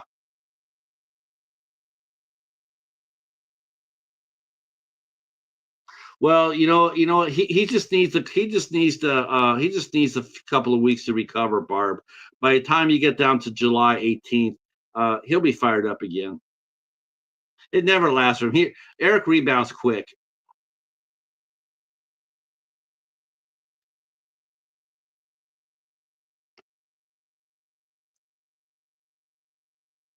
There's a different. Oh, yeah, you're not too far wrong about that, Jim. That interview that Mike was doing. Um, the director, it was his first movie too. It was his first feature film, and I think he said his budget. He didn't give an exact number, but you get an idea about his budget was like $30,000, and that's it. That's all he had to make this movie. And they do about. I think they do like half and half, or maybe like one out of every three actually gets to go to home market. The rest of them are just for streaming only. I mean, I think it probably depends on how well the movie does on streaming. If there's an audience for it, I think they probably go back and make up a few copies and get it out there to the fans. I mean, to me, the Asylum on demand, like Warner Brothers Archives, that's the Asylum. That's what they need to do. They need to do the same thing. They need to make Asylum on demand or Asylum Archives, so people can get it whenever they want it, and they don't have to worry about having a huge inventory.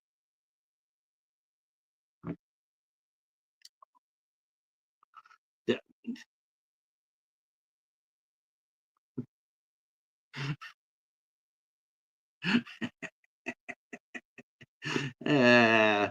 uh, uh, 30 minutes, Jim. 29 minutes and 45 seconds. I never thought I would ever beat Wheezy Shark.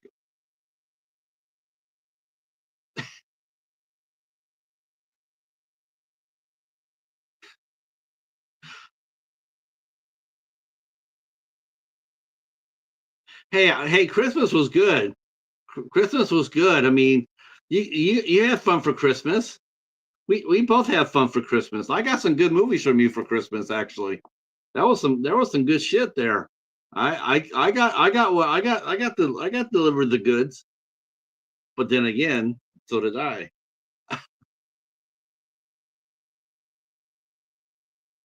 Let's see. I never thought I would see a movie as bad as the remake of Day of the Dead, Vegetarian Zombie. Oh God.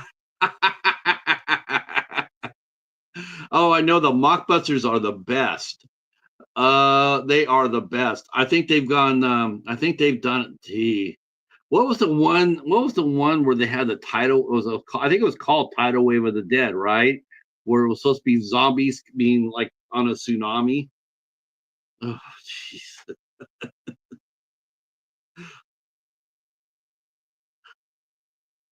Oh my gosh. Let's see. This time, let's see. Let me bring you up an update on where we're at. We are rocking and rolling at 86. Okay, we're still at 86. So we're still rocking and rolling here. Uh, Thank you for sharing the stream out. We are doing really, really well. We're only 14 away from the 100, so we are rocking and rolling. Thank you again so much for your help, and hopefully you guys are enjoying the chat. Um, Guess I should be talking a little bit more about tomorrow. Tomorrow at 4 p.m., I will be talking with Alexander Nevsky. He's a three-time Mr. Universe. The guy is huge. He is huge. Um, we'll be talking with him. We'll be talking with film director and screenwriter Joe Cornett, and we'll be talking with the lovely Tatiana Neva. The movie is called The Wide West, and um, the Western is one of my favorite genres, and it's really cool to see Westerns get made. I mean, you look back at Taylor Sheridan. I happen to like 1923 and 1883. I happen to like those better than I did Yellowstone. I saw clips on Yellowstone, and Yellowstone was a cartoon to me. I just really couldn't get into it. I mean, I like Cole Hauser, who played Rip. I think he's a great character, but everything else in that show was just a cartoon, and really wasn't in it. But I did see the prequels, 1883 and 1923, and I thought they were great. Um, and of course, Sam Elliott is still out there. He truly is America's cowboy. I just don't know, especially in the modern age, when you think of cowboys, even now, the first name you think of is Sam Elliott. It really is. I know some people, you would think that it would be Kevin Costner, but it really isn't. It never has. It never. I mean, even when Kevin Costner's winning Oscars, when you still think about cowboys, you immediately still think about Sam Elliott. Even Kurt Russell. You think about Kurt Russell. But what do you remember about Tombstone? Oh yeah, that's the one with Kurt Russell and Sam Elliott and Val Kilmer. Um, so Sam Elliott is America's cowboy for sure. Um,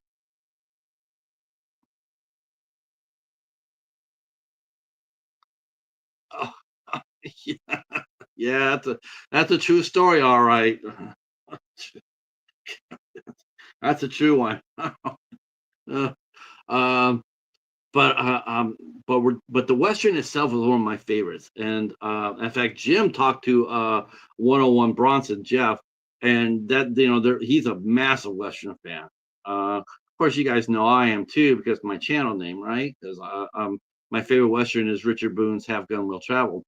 Um, but the Western itself as a genre, as far as that goes, it's at the mercy of television, right? It's like, when there's a good television show comes on, you know, you can't really have a long run television show on a Western.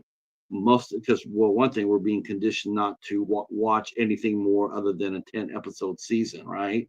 I mean, the days of watching a 22 to 25 episode season on television, that's being pushed out into the into the pasture, so to speak.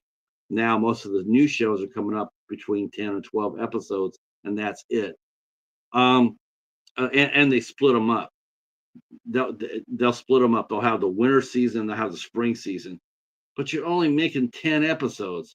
So you're putting five in the five in the fall and five in the spring. Um, Oh, Mask is a great movie. Yeah, Sam. Yep, Sam was great on that. Uh, well, the thing is, though, is the thing is, I'm gonna have to put in my charger, which means I'll start being probably be kicked off here in a minute. Uh, See, it's 8:19. I say within 11 minutes I'll get booted. 11 minutes I'll get booted. Um, But what I'm saying is, there's new independent films out there, Western films. In fact, the other day they were talking with one of the stuntmen from Keith Cook. Gareth was talking to him. He's a stuntman and he also is an actor. and he did a movie called Black Creek, starring Cynthia Rothrock and Don the Dragon Wilson. What's interesting about that is Alexander and Joe Cornette, who've been on the show a couple of times. First of all, they released a horror film called Night of the Caregiver, which is actually pretty damn good. It was really good for for the budget it was. It starred Eileen Dietz from The Exorcist and Eric Roberts in a really good role. And but Joe and Alexander, they love the Western and they have much respect for it. And so what they do is really different is that all their movies that are Western themed, they're basically based on historically accurate figures, they're people who lived in the history. Now, of course, they take a little liberties with the stories, but the people in the movie were actually real people. They have started a franchise called Rio Bravo. So far, there's two movies been made from it, and they did a new one, which we'll be talking about tomorrow, called The Wide West, which basically was told a story about a Japanese sumo wrestler who came over from Japan to the United States on a goodwill mission. He was like an ambassador, and he actually became friends with Teddy Roosevelt. Teddy Roosevelt and the samurai wrestler and this sumo wrestler, they became friends. I mean, he stayed at the White House. He and Teddy Roosevelt, President Roosevelt, and him were friends, and they based the story of the Wide West on on that story, but they just fleshed it out a little bit, making it two sumo wrestlers going there on their way to Washington. And where the wrestler's train gets derailed, they have to stay over in the small town, and then there's all sorts of shenanigans. But Joe and Alexander, they are doing the Western. They're doing it right. They inspired Cynthia Rothrock based on her acting on Rio Bravo, taken from Rio Bravo. She was inspired by what they were doing to do her own Western film, which was Black Creek. Now Joe and Alexander did that. So now here we are. We're getting, actually, I think if I'm not mistaken, I do believe we're getting a sequel to that movie. I think it did well enough to get a sequel, though it took Cynthia a long time to get her movie made. She's been flogging that dead pony for 2 years before I think it get wrapped up. And it's very hard. It's very hard to get a Western film made in America these days. Much like anything else. But Westerns really have it hard because people, for some reason, don't think that there's a market for it. But they could not be more wrong. Um, I'm in several different groups, and there's a lot of people chattering about Westerns. Um, and see, Eric says Teddy Roosevelt helps Abe Lincoln fight the zombies in that asylum movie I mentioned earlier. Oh, jeez. Eric, I may have to add that to my long list of zombie films. Barb, did Eric tell you about the movie called Zombie by Fulci that shows a zombie shark attack? Let's see. Blacklisted Man says, I was watching Mask when I was a kid, and my brother came into the room, took one look at the guy, and said, "Damn, what Rocky is this?" He took one too many lefts to the face. Yeah. Oh, shit. Oh, yes, exactly, Jim. That was a classic scene, right? Zombie versus a shark attack. Yeah, I love that. Zombies sucked, boring. One cool death scene does not make a good movie. Yeah, that's not really my best Fulci film either. Actually, that one death scene though, that is a memorable one though. Holy shit, that's a memorable one. But I'm with you. One death scene doesn't make a good movie. Uh, excuse me. To the message to the Nat. Maybe those are fighting words, huh? I don't know how you're gonna fight two fights on one stage though, because you and I still got to talk about Hereditary, Mister. Um, yeah, that isn't neither. I liked it. I will say this: I did like it more than I liked the House by the Cemetery. Man, that was so disappointing. I really wanted to like that movie too, and that movie was just disappointing. But The Gates of Hell, and especially The Beyond. The Beyond is Fulci's best movie. I don't care what anybody says. I'll die on that hill. That The Beyond is amazing.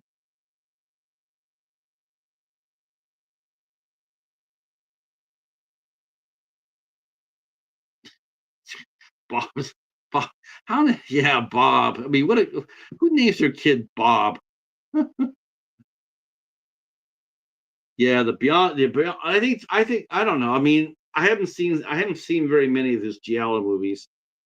Um, I don't know why Giallo movies are considered horror either. I always consider them as mysteries. It's always a mystery to me. It's like a murder mystery. I never see them as horror films. I just see them as like who done it. And of course, it's always going to be the biggest star in the movie too.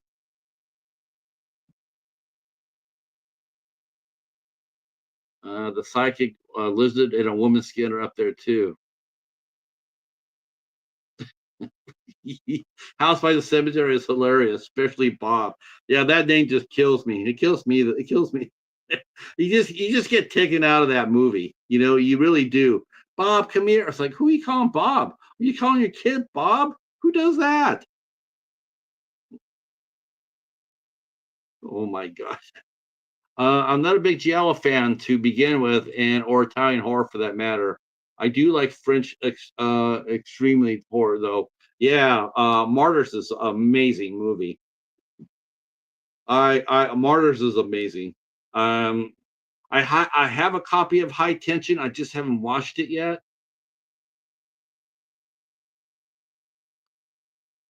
Yes, JT's a huge Fulci fan, Italian horror fan. Uh, yeah, I like French too. The Descent. There's a lot of good films out there. Yeah, I have the American copy of Inside, which I'm not watching. If I do, I only picked it up because it had Laura Herring in it. That's the only reason I bought that. I knew that the American when they try to remake the French horror, it's just like, wow, why even bother? Horrible, horrible. Look what they did with that Speak No Evil. Oh, they fucked that movie up too. Maniac. Let's see. Yeah, like I said, I only got it for Laura Herring. That's the only reason I got it for. I still haven't watched it yet, but I've heard Jim. I heard it's just absolutely garbage.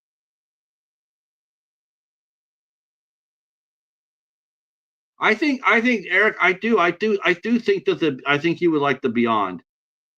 I don't know really. I really don't know that many people who don't like it. Actually, that last 5 minutes or last 5 to 10 minutes of that movie is absolutely nuts. It's so cool.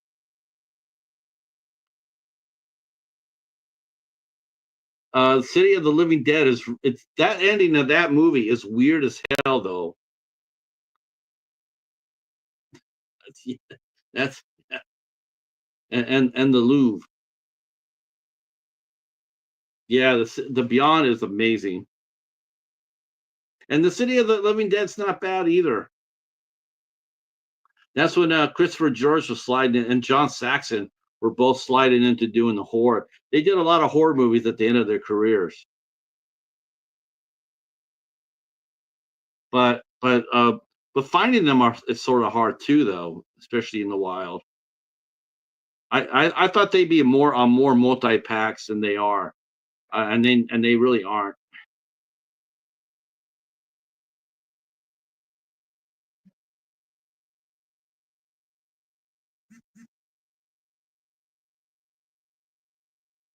Okay, Jim, what you got? Who's the good questions for you, Patch? Oh, who appeared in more Italian movies? Christopher George or Lee Van Cleef? Man, I would sit there and say Lee Van Cleef did. That guy, he did Sartana. He did, I think he did the Django film. He did a ton of spaghetti westerns.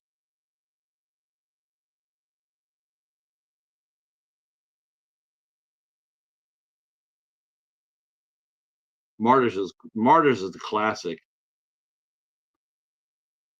Oh yeah, that one, if that's unwatchable.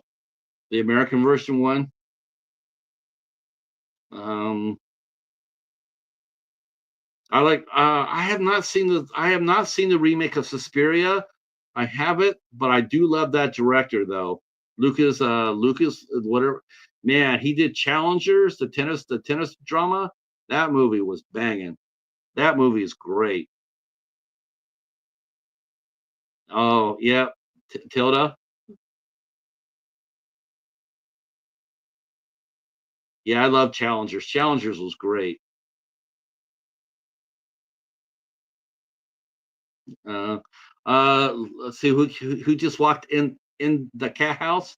No, then Larry. What's going on, Larry?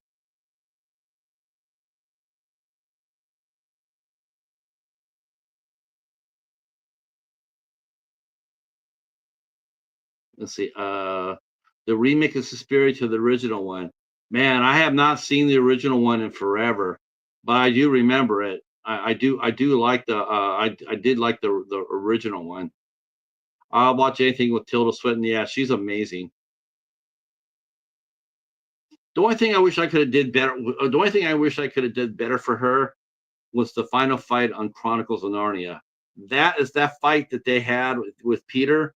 Man, I give my eye teeth to go back there and re-choreograph that. That is the worst looking fight I've seen in forever. Man, that was terrible.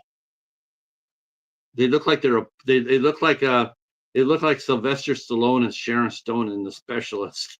It was just so damn choreographed, and it was just so it looked so unnatural and goofy. Larry. Larry, we are doing a push video, my friend. We are helping our friend Barb get to 100. I'm going to drop her link right here. If you have not subbed to her, Larry, we're hoping that maybe you'll go over there and hit that sub button. That would be awesome.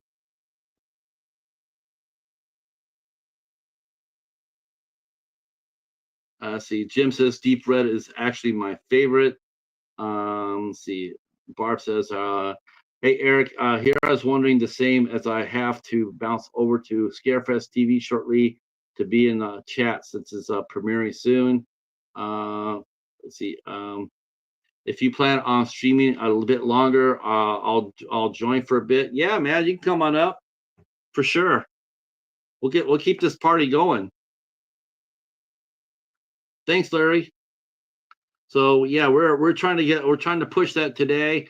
I think we're up to 87 now. 86, 86, 86. So we need 14 more. We need 14 more. So yep, thank you for sharing this out. Thank you for coming in. Um so and again this Sunday over on Ben's channel, Cadaver Club. Oh, 87. Larry came through.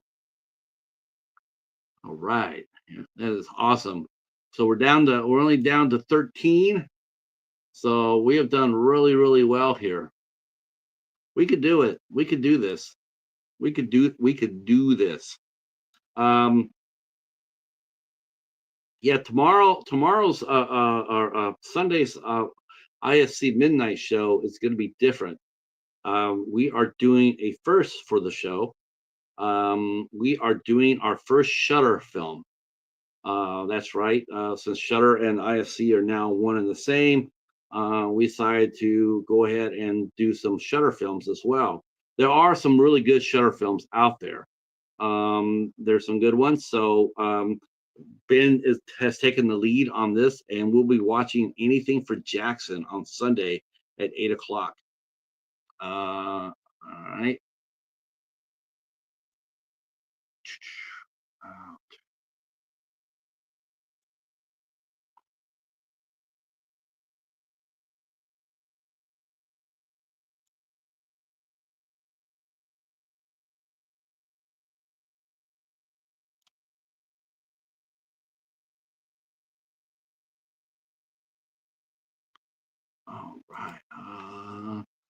All right. Let me. All right. I'm sending it to you through Facebook. And there you go.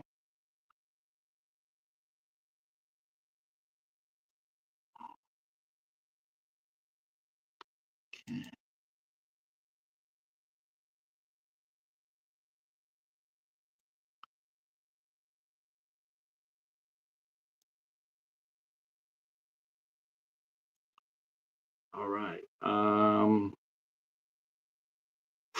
Wow, my favorite movie of 2025. Wow. I hardly ever see any of the recent movies. So I do plan on seeing Gladiator 2 here in a minute. Um, yeah, I don't get too many recent ones. So always go with what I've seen that year, based on what's been the best so far. Um, I guess I don't I guess that would probably be Challengers. I guess I don't know. I have to go see about when I did that. Ant is here. Ant review things. What's going on, Ant? Thank you again, Ant. Texas, you and Ant need to hook up with each other. Ant he also is a punk rocker as well, and yeah, he knows a lot about music. And Ant, see the gentleman up there, Texas, hardcore. Yeah, man, you guys should exchange subs, because you guys both love music. And Ant is the one that got me the band from yesterday, um, Prison City Brigade, and that was a lot of fun yesterday. And next time they come through, we are definitely going to have them come in and play. Um, this time I didn't do that this time, but next time, after they're recording 3 singles, hopefully they'll be done by the end of summertime. And if they are, they're going to come back and play live. Um, See, The Substance was actually my number two movie this year, edged out slightly by Strange Starling. I still have not seen that movie at all, either, which I really, really want to.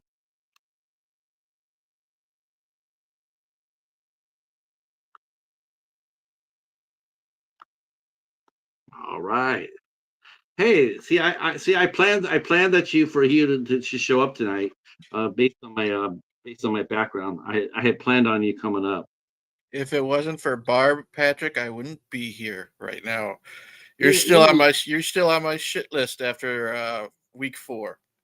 I just want to know how did that feel, knowing that there was actually a movie out there that you blew up worse than you did Corn Sharks. Well, like I said in the video, I said I was going to allow a little leeway initially because it's a sequel to something that you gave to me.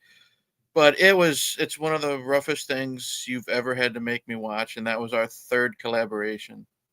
You know, I thought I built up a tolerance to a lot of your crap, but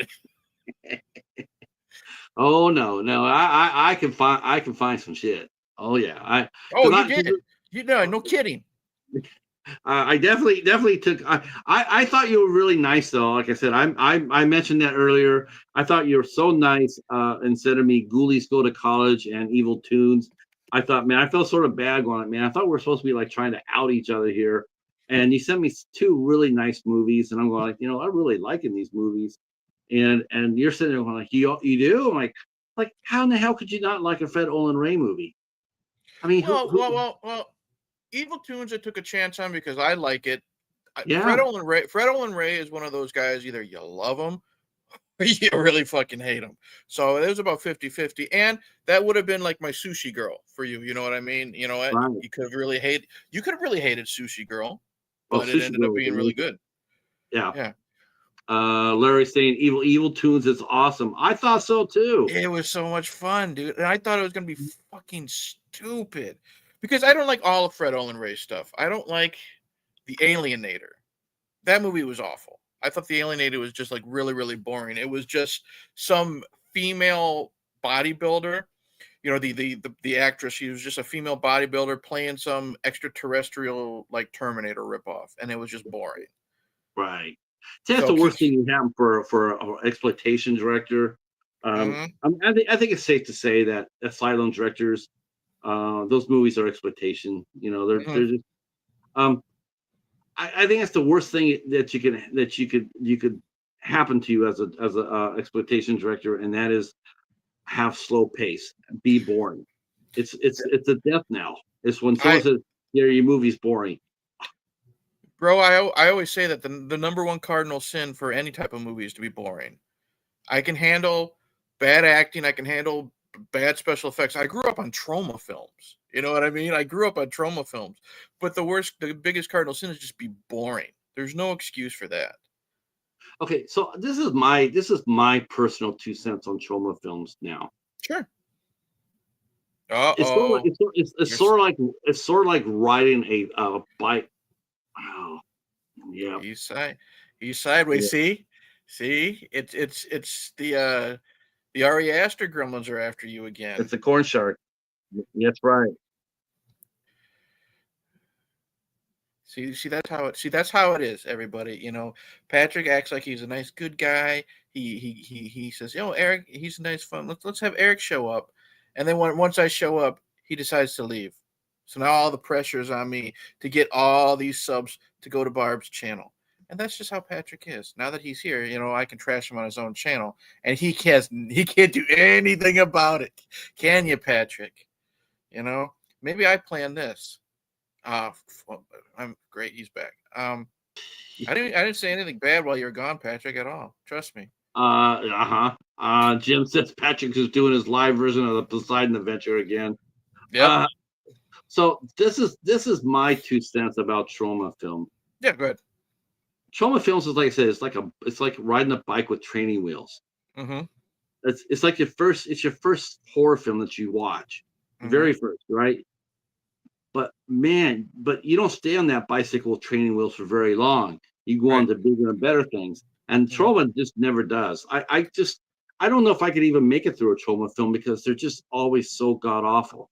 I mean, It, well, there's something when I watched when I was 12, but watching it today, I just don't think I could do it. it depends for me. I still am a sucker for the Toxic Avenger. I still love Sergeant Kabuki Man, NYPD. But don't get me wrong, there's a lot of garbage in Trauma too. Tromeo and Juliet, I did not like at all.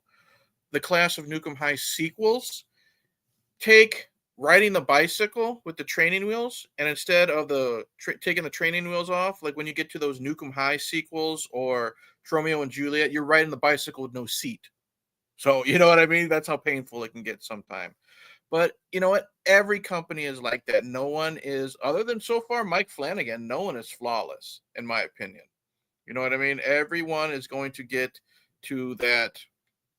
This is good. This is fun. This is fun. Now we're in the garbage stage. You know what I mean? Oh, as far as director itself, Yeah. uh, well, yeah. I But mean, I but think what I, that, what, I, what I'll say this though with like Lloyd Kaufman, at least he puts in that effort. You know what I mean? To at least try to make air quotes a good film. It might have all the garbage that Troma is known for, but at least he's attempting to make a good film. Unlike your buddy Mark Polonia, who just gets a fucking hand puppet of a shark, and hopefully 70 minutes worth of footage. oh man, you can't hate on Mark. Sometimes I mean, he did give us Sharkenstein with Sharkenstein almost got a positive review from me I last mean, year, come on, almost. But then he had to throw in that stupid shit that he's known for. You know what I mean? If the guy. he can't figure out what he wants when it comes to tone. Do I want something? It's already a movie about a shark that's put together like the Frankenstein monster. Okay, we already know it's going to be fucking goofy and stupid. But then he has to like pole vault over that line instead of just crossing it, and then just making it juvenile and stupid with like fart jokes and menstruation jokes and stuff like that. I'm like, you had me, Mark Polonia. You had me. You know what I mean? And then he just, he had to make somebody fart, and then I'm just like, all right, well, I'm done. You Yeah, know, his movies are. Let's see. I think Larry. Let's see. Hold on here. I think Larry mentioned. Let's see. Oh gosh, Flanagan is flawless. Correct. so JT says far for me. For Um, me. see, but okay, Larry likes full moon bangers. Hell yeah, me too. I'm all about that, Larry. Hell yeah. I think that was I'm down with that. Full Puppet Moon. Master, can't go wrong with Puppet Master. You know what?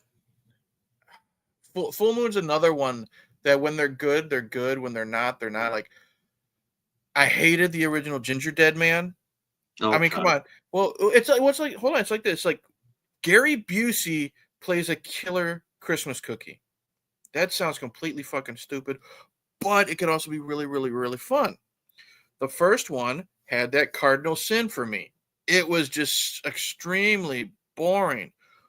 But when you get to those sequels and they quit trying to take it like it's fucking Shakespeare and they just know that it's about a killer cookie and he starts going back in time to the 70s and stuff like that, then it's fun because you can tell that they're self aware. They know what they're in. The Ginger Dead Man shouldn't be taken seriously. And that's what the problem with the original was for Is me. that what they do? Oh my, I don't know. Yeah, I don't understand how you do that. Yeah. When you're making a fun movie, well, like Megalodon versus Bigfoot, Yeah. it's just 100% laughs. Yeah. Um, And you I, should be I taking it that way. right. Um, let's see. Oculus is awesome. I've heard that too. I still I got think to see that that's one. yeah. Let's see what else is there. Let's see. Well, agree to disagree. I actually prefer Doctor Sleep to the Shiny. Hmm. Yeah, I'm with you, Jim. I would rather prefer Doctor Sleep than the damn Shiny. Just Hmm. Same here. I rather go with Hereditary than the damn Shiny. Um, Oh wow, you hate The Shining more than Hereditary. that was so I didn't know that. I disappointing. didn't know that about you, Patrick. Man, I knew you didn't like Hereditary, but I hated the Shiny even worse. you It better was be careful. You think the Ari Aster gremlins got your phone? Kubrick's gremlins are gonna really bite you in the butt. Man, I'll unleash 20 pounds of terror on his dead ass. No, I can't stand this shiny. Though I'm very excited though about the long walk. That I'm excited The for. Long Walk looks badass, dude. It looks really good. And the thing about it is though, it's gonna have a proper ending, which unlike the book, it did not. Right. And I'm also really excited for the new Running Man, which is also going to be more to the book. The Running Man novella is absolutely brilliant, Oh and yeah. Stephen King scares the shit out of me because it seems to me sometimes he knows what's coming before everybody else does. Like when he wrote The Stand, Hmm. Jesus Christ. Tell me that did not when you tell me it did not roll out like COVID. Yeah. It's I just mean, weird and he wrote how it that back predicted. there in Yeah. the 70s. He wrote Hmm. that in the late 70s. And when COVID came, it was just like Captain Trips. Yeah. And and Yeah. uh, and the same thing with the Running Man. The Running Man, he's had a society that was going to be dictated by distractions, by what's going on TV. Everybody's going to be watching so much TV and what's going on with Hmm. games and everything that they were going to ignore what was going on in front of them, like climate change is here. We got all Well, these distractions, but we're ignoring climate change at our peril. He scares the shit out of me sometimes, for Well, real. and the thing is, Jim's movie channels talked about he when he writes as Richard Bachman. He's a more vicious writer, in my opinion, as Richard Bachman. Stephen King, when he writes as King, he's got the goofy shit, killer clowns and dead Yeah, kids coming back to life out of a cemetery and stuff like that. But when he writes as Richard Bachman, or when he wrote as Richard Bachman, he was more vicious. He was more based in reality. He didn't pull any punches. And that's no, why I'm super excited for The Long Walk. I'm super excited for the Running Man remake or reimagining or however you want to take it because it's going to be more loyal to the book. So I think it's going to be great. I mean, I loved The Running Man, but it's just a stupid fucking Arnold movie. You know what I mean? He kills a guy, a couple it's puns. It is what it is. It's fun, but it's not really good. You know, there's fun movies but you could still say when a movie's not good. I don't think The Running Man is very good. It's fun. But if they stay true to the source material with The Running Man here, it's gonna surprise a lot of people. Which could also shoot itself in the foot because if people think it's gonna be an action movie like the Arnold movie, I think, we've always talked about it before, people hate change sometimes. And if it's so different, um they're talking about one thing I mentioned. I heard people were talking about with the Running Man. They're sitting there going like, because the ending of the book is just amazing, right? Hmm. It's it's they're saying they're changing the ending of it. So the original ending of the Running Man is the man is critically wounded. He's dying, and Hmm. what he does is he takes over a jet and he flies it inside the authorities. The chief hunter flies it directly into the building.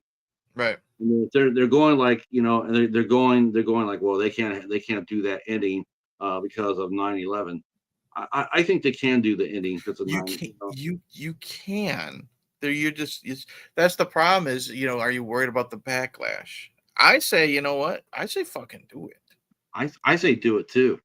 I'm not trying to make light of the tragedy, but if it happened back in 2001, if we keep focusing on that and limiting ourselves with what we can and can't do because of something that happened that long ago, it's not like 9/11 happened last year.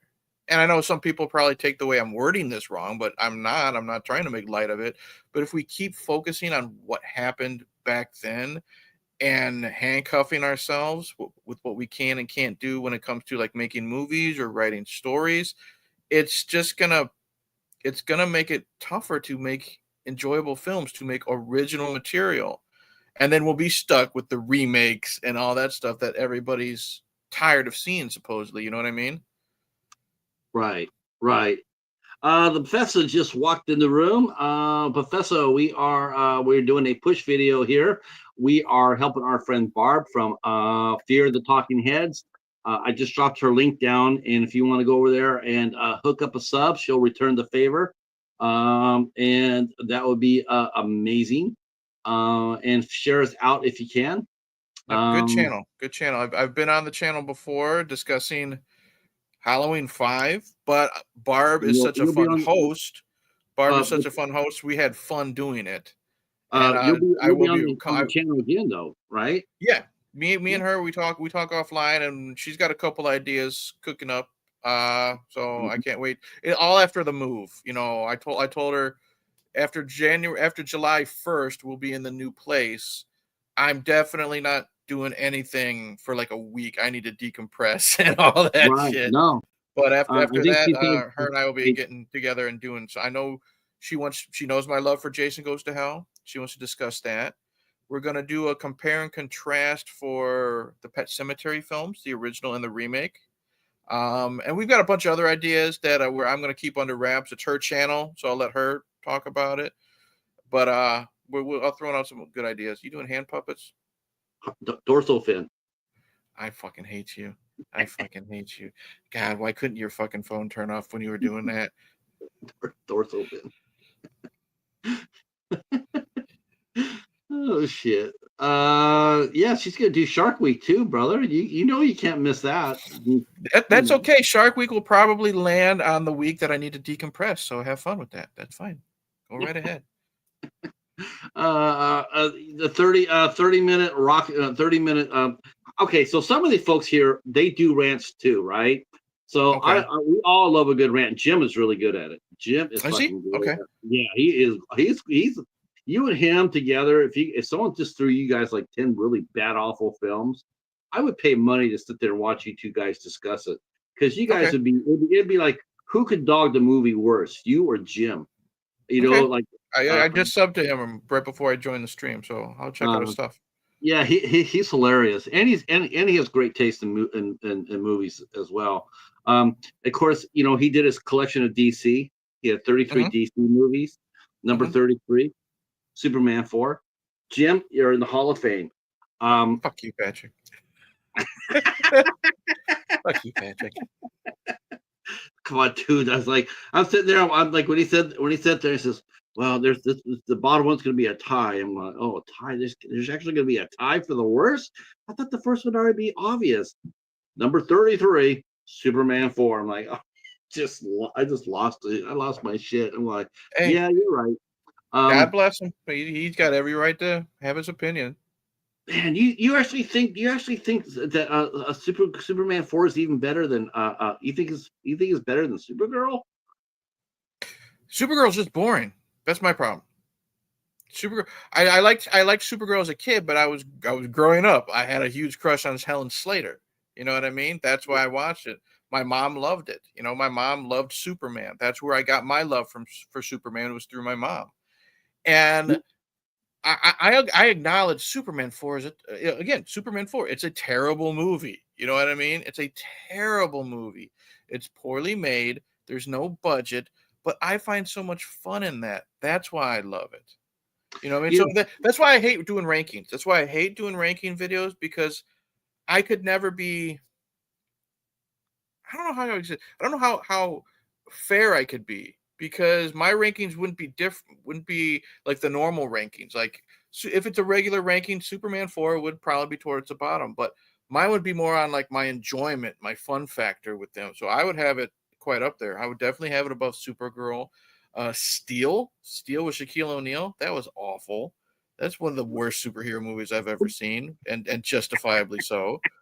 Um, you want to see an early rant video of mine, Patrick? Watch me talk about Steel, one of the first movies or videos I ever made. But I would actually sit there and say there is one other movie that comes within the range of Superman 4 as far as DC goes, and sure, that would probably be Jonah Hex. Jonah Hex was boring too. Oh Jonah man, Hex was boring too. You yeah, had a great I was. cast. You had such a good cast. Josh Oh, Brolin as Jonah Hex, great casting choice. Megan Fox as a prostitute, no offense, that's smart casting, but you right, know what? Even she right. couldn't pull that off. You know what I mean? And Megan Fox, if she's given the right role, she's good. I thought Jennifer's Body was a lot of fun. But she's self aware in that movie. She knows what she's in. So Let's see. Jim saying he would rather watch Superman than Steel, so I have to agree with Eric there. Uh, yeah, small victory, small victory. let's see. JT, it's so hard to rank stuff, Eric, especially when you consider enjoyment and nostalgia Hmm.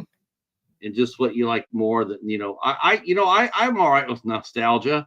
I mean, I can Hmm. go with that. I mean, that's why I like Shazam and ISIS more than I like Superman 4, because I can Hmm. appreciate it. Um, the older the movies. I mean, people have a lot of fond memories for older movies, right? Hmm. Like but a lot of the same people though, like you turn around and you say, like a lot of people like they talk with a lot of fondness for Superman 4, but when you ask them, like, what's the last time you saw it? And majority of the people are always saying at the theater. And I'm Hmm. like, that's pretty good because, that's probably going to be your strongest memory because you haven't had the balls to come back and rewatch it, outside the theater, Hmm. because then you'd be sitting there going like, oh, hell no. Um, Hmm. but yeah, ranking is hard. Rankings are Yeah, hard, but I don't not like for to do people. them. I don't like to do Um, them. it's funny. We always rank the Supermans too, right? You always talk about the actors. Now that you can actually rank the Supergirl too. There's actually been 3 Supergirls, and they've all done pretty damn well. They've all, I liked Helen Slater. Um, she was fine, and like I'm talking about, like watching it as an adult. I made that quip like having a crush on her as a kid, but she does fine in that movie. I think a Mhm. lot of it is just pacing and script. The only other Supergirl that I know of that I've seen was the girl who played her in The Flash recently, and I thought she was great. I liked her a lot.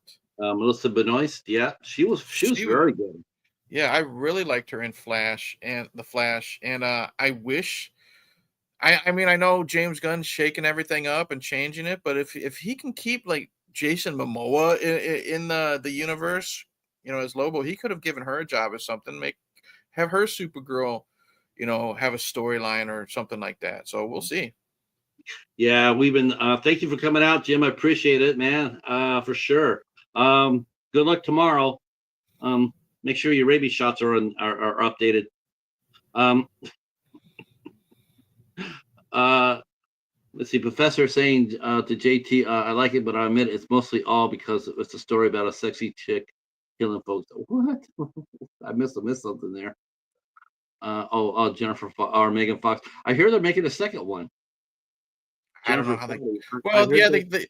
They could, because what's your face got out and she's on the run type of thing. I think it's better as a one and done type of movie. I mean, it knows what Yeah, it me is. too. I'm We don't surprised need that a Amanda sequel. Seyfried.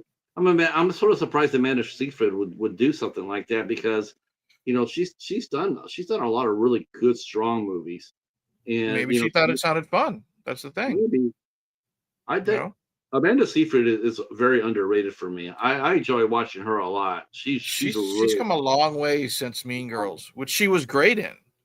Mean Girls, I didn't think I was gonna like that movie, man. I'm not gonna lie. I had different expectations. I thought it was gonna be one of these quirky teen flicks, like something like Juno was, or something like that. And I was just gonna, where, excuse me, teens are too smart for their own good. We had that run of those type of movies, and I thought Mean Girls actually was very smart, very funny. It had its commentary, you know what I mean? Of picking on people because they're different, shit like that, but it didn't beat you over the face with it. It was really, really good. Speaking of that, of Mean Girls, I think Lindsay Lohan is going to be coming back with Jason with oh God, what's her face? Jimmy Lee Jamie Curtis. Lee, Jamie Lee Yeah, Curtis, yeah. I wonder how that's going to end up looking. I've never seen the Freaky Friday with them. I heard it was fun. I heard it was cute. I think it's 20 years too late, and I don't really give a shit about Jamie Lee Curtis, to be honest. You know what I mean? I don't Yeah. care. I'm sick of her. Her personality turns me off a lot when she's giving interviews and stuff. I don't care that you're the old woman that has to say the word fuck, and that's coming from me who cusses like a sailor. Has to say fuck every 30 seconds. I get it. She didn't deserve that Academy Award. I think she. No, no, yeah, that's The the word. Have you seen Everything Everywhere All at Once? One time, and it was just Okay, like I forgot about it already. okay. That's fine, but the other person who was nominated from that movie was the younger Asian woman. She killed that movie. She was great. Jamie Lee Curtis, I still swear like they read the wrong name. You know what I mean? And that was just a studio bot. That's when I gave up on. Honestly, when I saw that, that's 100% gave up on award shows. I don't know. I don't know anybody. I mean, I much rather go to the YouTube community. Like I rather go hang out with Gory and Danny and watch their show. Or the Oh, what is it? The Oscars, I think it's called. yeah, the Oscars are are correct than Hmm. any mainstream award show. Those are just all bought by money. It always Hmm. is. Like if your studio has the money, that's what happens. They buy the awards. It wasn't earned. No one will ever talk about that her winning that award again. And what even really sucks is the substance. Demi Moore won a Golden Globe for the substance. She was fantastic, but it was for like what, comedy and musical? The fuck is that kind of shit? You know what I mean? You can't even have a horror category at the Golden Globes. No, Demi Moore, what'd you win your award for? Comedy and musical? Oh, tell me what your movie is about. Well, by the end of it, I turned into this gigantic blob creature, and my head's knocked off, and I have gallons of blood shoot out everybody. Oh yeah, that sounds like a great comedy, doesn't it? oh yeah, see, Oscars lost me way prior to that win, Pat. Yeah, I think so for everybody here too. Same with Anne Hathaway winning for Los Miserables. The Oscar is for a song sung. I could do that, but possibly if I had boobies. Yeah, Uh, I didn't even know she won an Oscar for that. uh, well, singing is a talent, but I thought I never wanted to see Les Miserables. My wife really likes it. The actual play. I watched the movie. I thought she did a really good job. So I'm still bitter over. I really am. I'm really bitter still over that Haley Bennett did not win for Swallow. That's when I gave it up. I was like, fuck the awards. It's all store bought. mhm. It's not. You're not earning it for your performance. You're earning it because your studio paid for it. They're Um, in it for studio pay for it, or they're trying to. And I hate to say this, they're also trying to check all the boxes. You know what I mean? yeah, I mean, it's still a shame that we're still checking those boxes. I love Yeah. representation is necessary. It is a good Yeah. thing, but when you're doing it just to, hey, we got our quota, you know what I mean? That's the wrong way to have representation. Right. I love the fact that there's there's so many different faces that now a lot of these movies that are coming out, well, they're coming out with a lot of actors that I don't even know of. I never heard of. Hmm. And Hmm. it's like, man, that's pretty cool. It means there's a whole fresh new wave of faces to get to know, and Hmm. it's sort of cool. And it's like this is the first time I've ever seen it in such a large scale. Yep. Before, the Hollywood first they used to have the old Star Maker, right? Back Hmm. there in the 40s and 50s. Star Maker, you had Lula Parsons and the other one. There was two gossip queens that were responsible for making you a star. If they wrote about you in a favorable way, you were going to be a star. If Mm. you did stuff that you weren't supposed to be doing or got on their bad side, you were on your way out. I mean, for years, for over between 10 to 20 years, these ladies held so much power in their hand Yeah. to make a star or not. The '70s, they had the studio system that had contracts. So you're all. I mean, one thing about the studio system was, if you're an actor, your ass was always working. Hmm. Holy cow! I mean, you would see the same guy pop up in a single season of Bonanza like 7 times because he Hmm. was underneath the studio. It's like, okay, yeah, we need you to punch in here and go and go. We're gonna assign you to do Bonanza. I just did it a couple of weeks ago. We'll do it again. Um, Well, that's what I heard because I was listening to some podcasts about the Frankenstein films, like the old Frankenstein films from the Universal Pictures, the 30s and stuff. They're talking about actors for hire. That's why Lon Chaney has played Dracula. He's played the Frankenstein monster. He was the Wolfman. He was the fucking mummy because they're just like, okay, you're gonna be doing this week. You're gonna be doing that the next week. In 2 weeks, you're gonna be doing this, and it's either that or, well, no, you're under contract, so it's not like you really had a choice. right. Then the '60s and in the '70s, then you had the television where they did their star makers by basically didn't have you necessarily under contract per se, but if you appeared on their network, they would have you do other network shows. So your Hmm. face was get out there. Maybe guest starring, like the Love Boat or Fantasy Island or the anthology films like that or shows like that.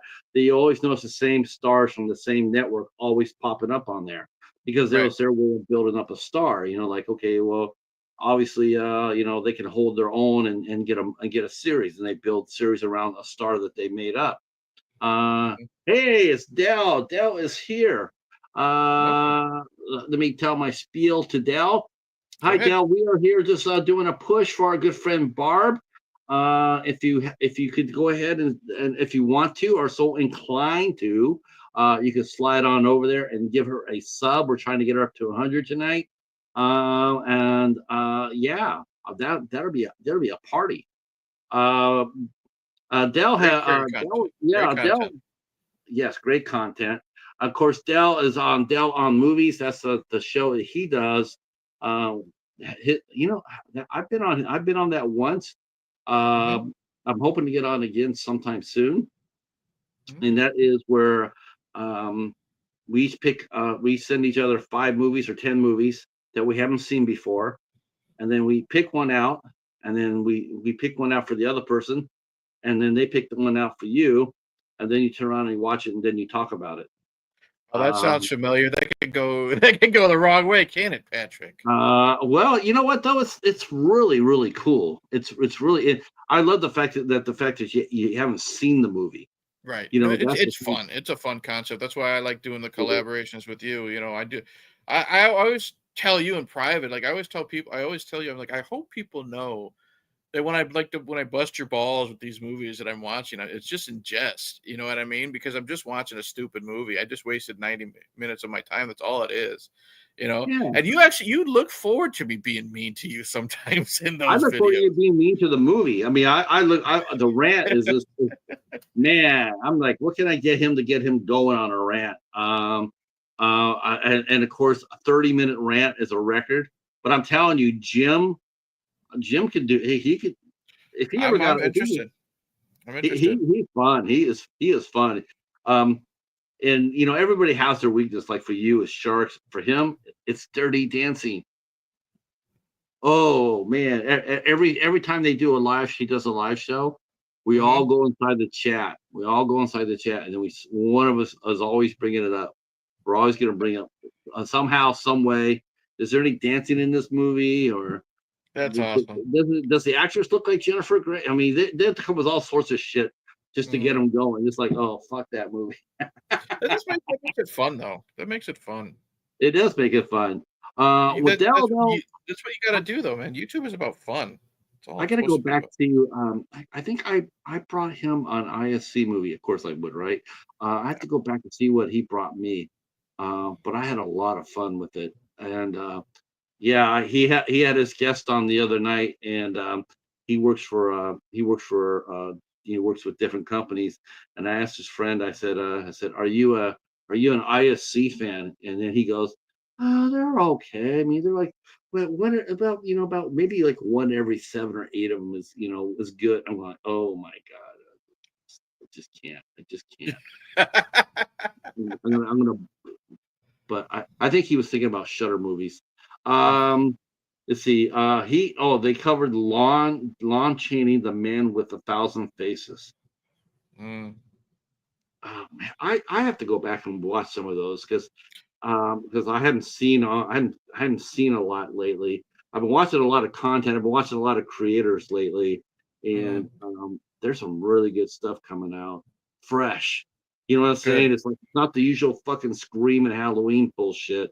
It's a lot of people talking about a lot of fresh content, fresh movies, and it's really refreshing to see.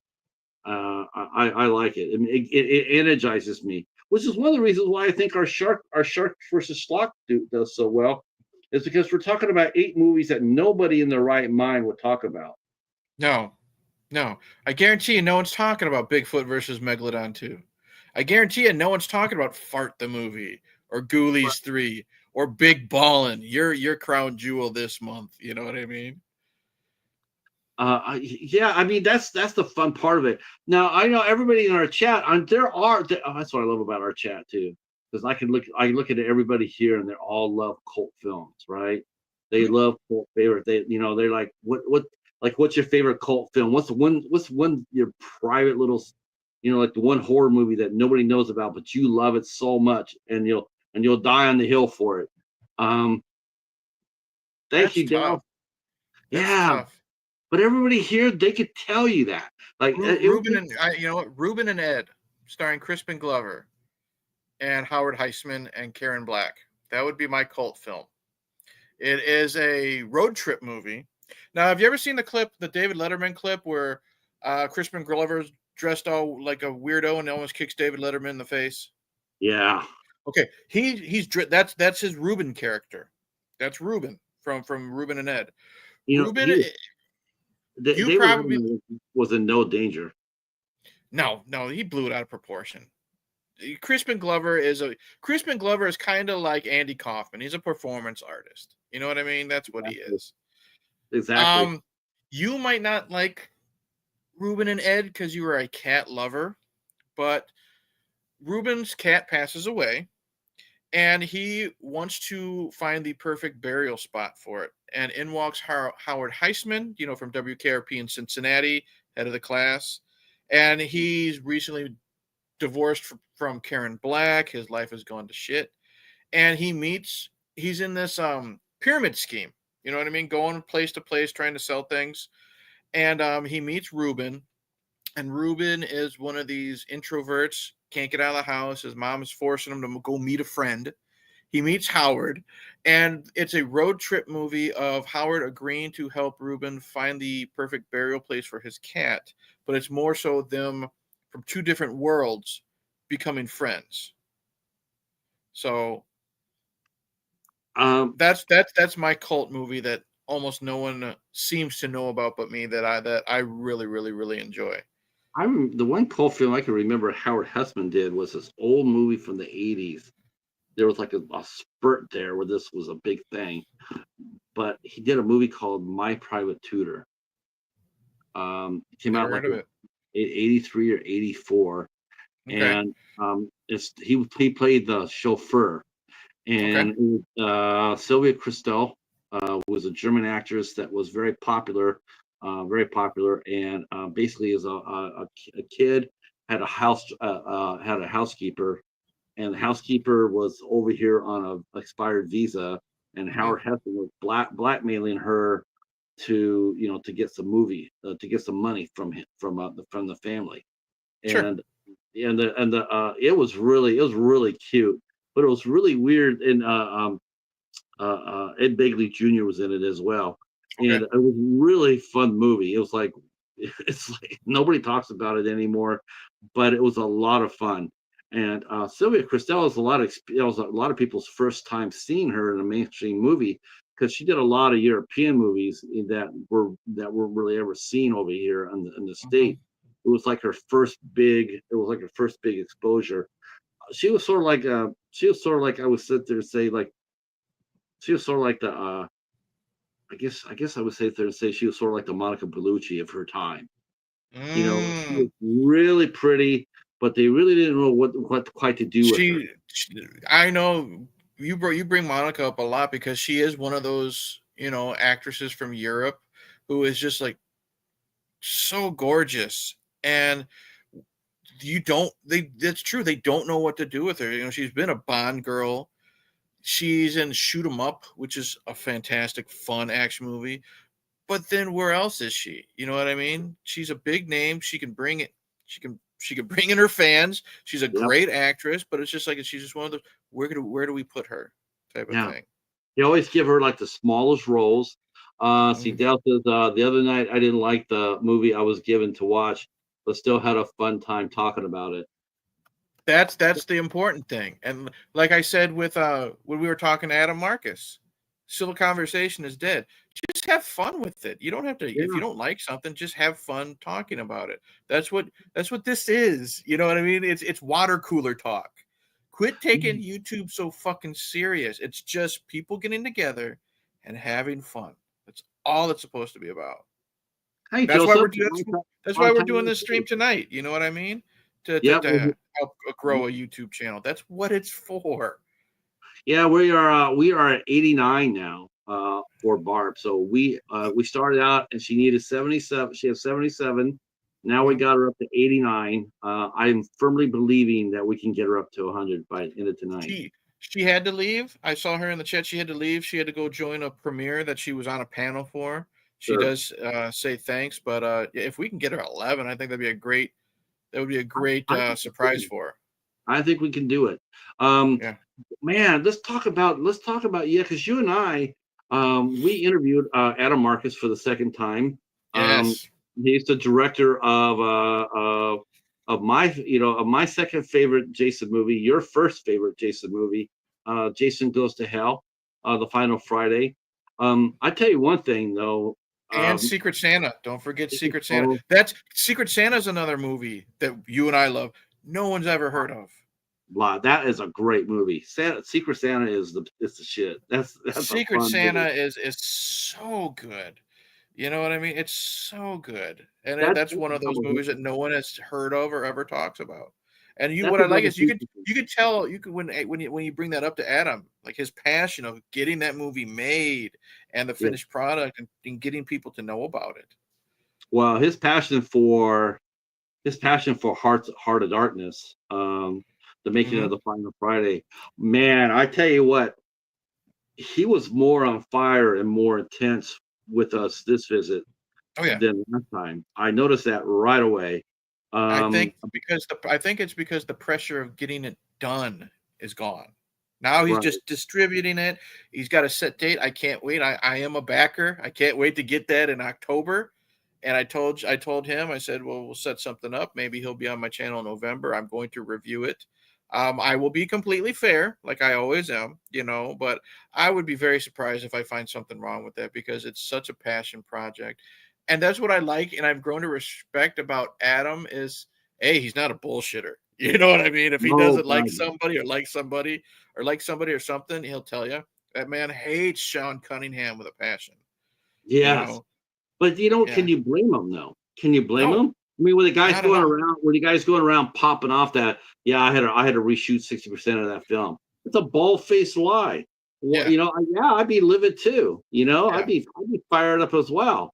Yeah. And it'd be very hard. It'd be very hard I give him a lot of respect that and he treats these. Oh my gosh, I have never seen this at a convention. I have never seen this at a convention, but I have seen it on some music, on some live shows where people were saying derogatory things to some of the bands. I've seen that Mhm. where you go up there and say, "Listen, man, you paid your money to be in here to enjoy the music. If you're not going to enjoy it, then don't make it so unpleasant for everybody around you. Right. If you have opinions like that, keep it to yourself. Yeah. You don't need to be out there yelling at them between songs that they suck, Yeah. because all that's going to do is just get your ass. You'll be rubbing your ass because you guess where you landed on. Right. Um, and all the people were coming up there and giving him all that static. Talking to him about this movie. Mhm. I said the same thing, and I'll say the same thing here too. What really kills me about this is like when and you know this better than anybody because you did Battle World. Um, what really frosts me about and doing interviews as we do. We get to know these people. It's an hour and a half, hour and 15 minutes doesn't sound like a whole lot for people Right. to think, well, how can you know the guy for an hour and a half and think you know him?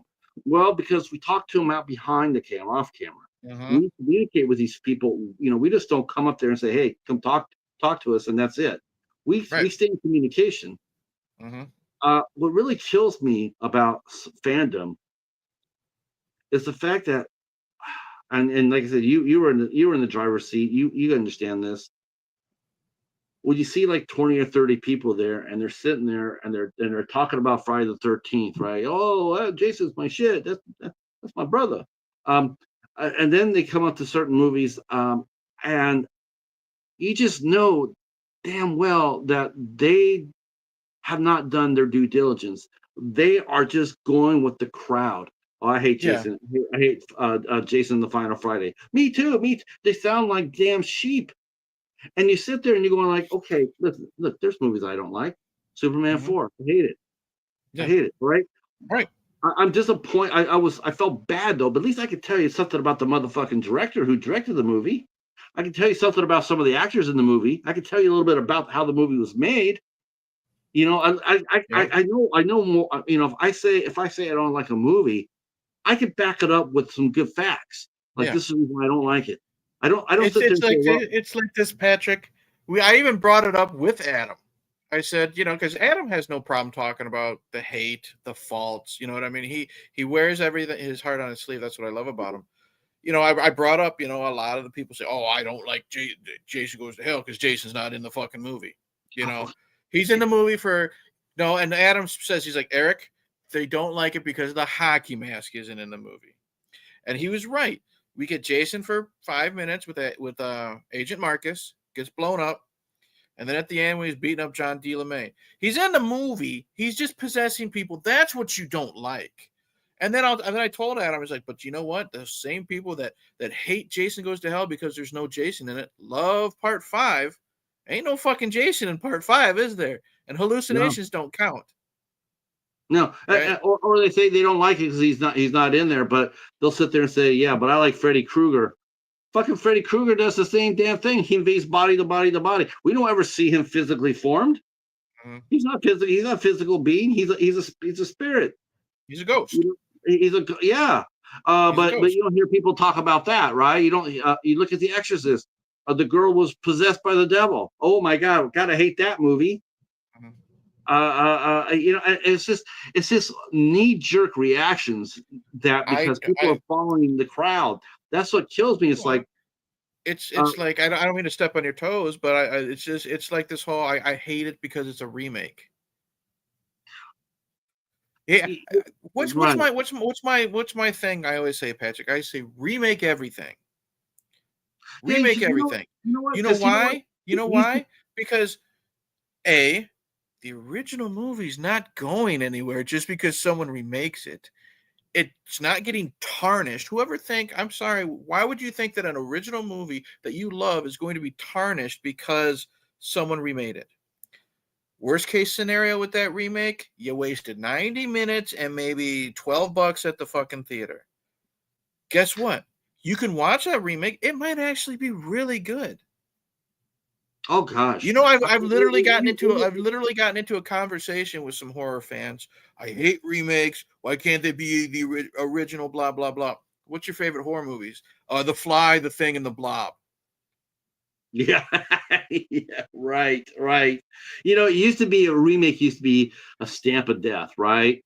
I mean, Yeah, people think they're remake, but man, like or you ask what's an original, what's a remake? What remake is better than the original film? And then you see people sitting there and they'd be trying to rack their brains over it because they couldn't put it together. It's like, God, there's not 10 movies remakes I could tell you that are better than the original. It there, used to there's be that there's way. there's some, but it's like what Well, Dell said. Stell right there says, "I hate when someone says a remake ruined their childhood."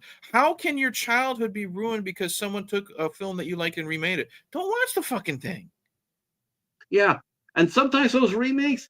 I know for Western fans, man, it's like one of the holy grails was True Grit, John Wayne and Kim Darby and Glenn Campbell. Oh my God, they had a cow when they heard that was being remade. Well, Mhm. that movie came out, and guess what? It blew the fucking doors off the original. It wasn't. Yep. It's not even close. It's Yep. like, wow. I think John Wayne in his grave is sitting there going, Pilgrim, you got it right. Yeah. Um, as much as I talk shit about James Gunn, and I'm not Right. exactly, but I tell you one thing, his story for Dawn of the Dead remake. Oh my God, it's one of the best ever. I think Dawn of the Dead. I think that Dawn of the Dead remake is better than the original. Me too. And it has such a. I mean, this is done. This is one of those cases where we're talking about Oscars, like Demi Moore not getting an Oscar. I tell you, Hmm. someone who deserved some awards and didn't get shit, probably other than some minor ones, was the guy who played Michael, Steven Weber, I think his name was. Jake Weber. Jake Weber. Yeah.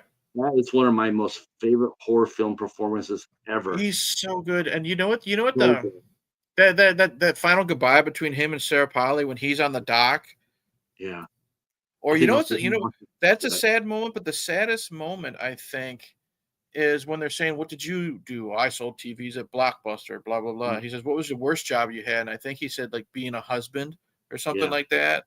That's that's character development. You know what I mean?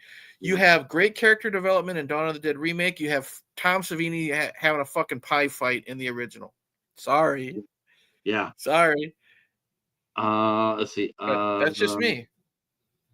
Let's see. Joseph saying he's still got to watch John Wick. You'll love that.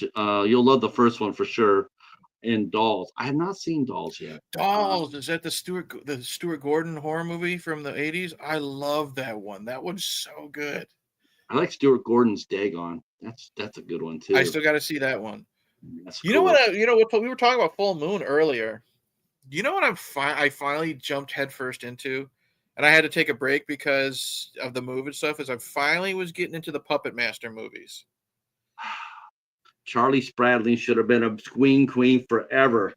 Now I'll Oh say my this: God. I I was like, I was not a fan of the original one. I thought the original one was kind of boring.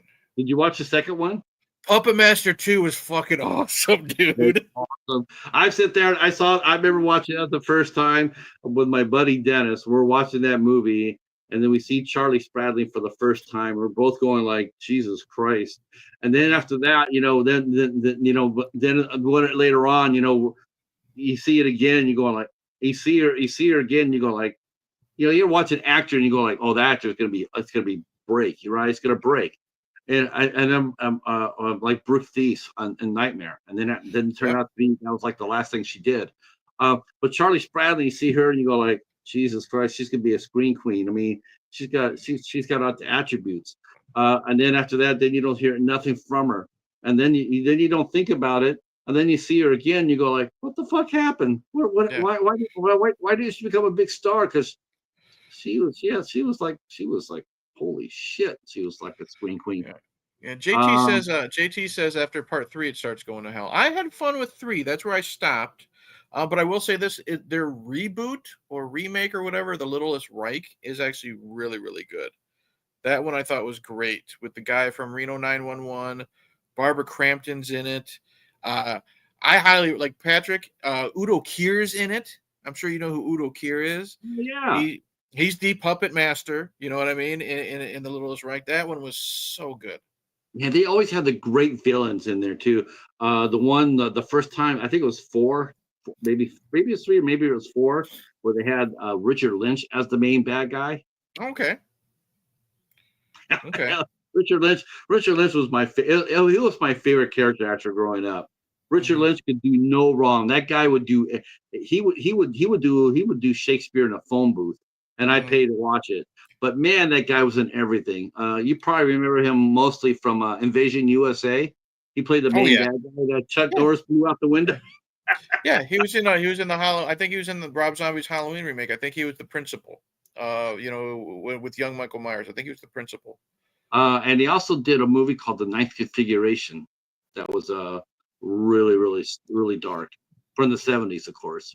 Okay. Because every movie in this that I would challenge everybody to name me 5 movies in the 70s that didn't have a bad ending, didn't have a bummer of an ending. I don't think anybody can give me 5 movies from the 70s that where the main cast members didn't buy the farm. Yeah. Uh, But that oh, was like the theme of all those movies, with yep. they had to make have that downer ending. Oh yeah, every movie. It's like, wow, is there not any single movie here that has an upbeat ending? No, Mhm. everybody had a bad ending. Let's see. Joseph's still talking. Everybody's saying hi to everybody. We are Dutch. We are helping a friend out right here. I'm going to drop the link down. No obligation, of course. Her name's Barb, and she is a really nice lady. She's got great content, and Mhm. we are trying to get her up to 100 subs tonight. And she will return your sub as well. So if you go over there and sub to her channel, she will come by and do the same for you. And Joseph, if you want to get on that action, you're more than welcome to do that, young man. Has she hit 90 yet, Patrick? We are at, let's see. Yes, we are at 90. So we only need 10 more to go. Yeah, when you do you always do like these community streams trying to get people up. You did one for me, try Yeah. to get me to 1600. Do you ever feel like you're on one of those old telethons, call now type of thing? We need to get to this type of amount type of thing, and you're like one of Yeah, the dancing monkeys type, try to keep people entertained. you and I could get up there and start singing "You'll Never Be Alone." That song actually came from Carousel, by the way. I gotta see your review on that because I'm I just think interested Adam. in I'm just interested in how Adam Marcus claimed that it was a really dark musical. It And is. it's okay. It's a dark musical. Yeah. It surprised me. I had seen the other 2 movies on that multi pack. I've seen Oklahoma and I've seen State Fair. I had never seen Carousel, so I was really happy when it got picked. And And what I then when want, I watched it, I was just like surprised by it. I was like, wow. And I was reading about the making of it, and yeah, it was interesting. It was, yeah, it's, I want to throw this out to you. Got 8 people in the chat. I want to throw this out to everybody out in the chat. And you know how Patrick likes to torture me with these shark films and try to get a good rant out of me. I would like all of you people to leave the chat for 10 seconds, go to his community post and vote for his next review. And let's make sure that the next review that Patrick has to do is Ghosts of Mars. Please. oh, that's not even right. Please do that. It literally, this is the telethon, you guys. Let's get Barb to 100 subs and let's get Patrick to review Ghosts of Mars. People in the chat, it literally takes only 10 seconds to go to his community post and vote for Ghosts of Mars. That's The not future right. of Have Cheetah Will View depends on your votes because if he watched Ghosts of Mars, he might never come back to YouTube. Man, But it's worth taking that chance. that production value. The Doctor Who episode from the 70s had more production value than Ghost of Mars. Man, that's a horrible movie. Hey, it's working. It's working, Patrick. It's working. I got a couple people. Nobody wants to see me go. Look at Larry. He just he voted for Anaconda. See, he wants to see the John Voight action. That's okay. Uh, That's okay. I'm a little late to the party, but right now I'm giving my spiel. Go and vote. Ghost of Mars. oh, Don't throw your vote away. This isn't a three-party system. Go and vote for Ghost of Mars. And I Patrick, thought with a smile on his face, will review one of the worst John Carpenter movies I've ever seen. Me and my brother were the only ones in that theater. really. That's It was. oh my. I'll tell you this story. Me and my brother, we went and saw two movies that day, and both films we were the only two in the theater. Ghost of Mars and Jason X.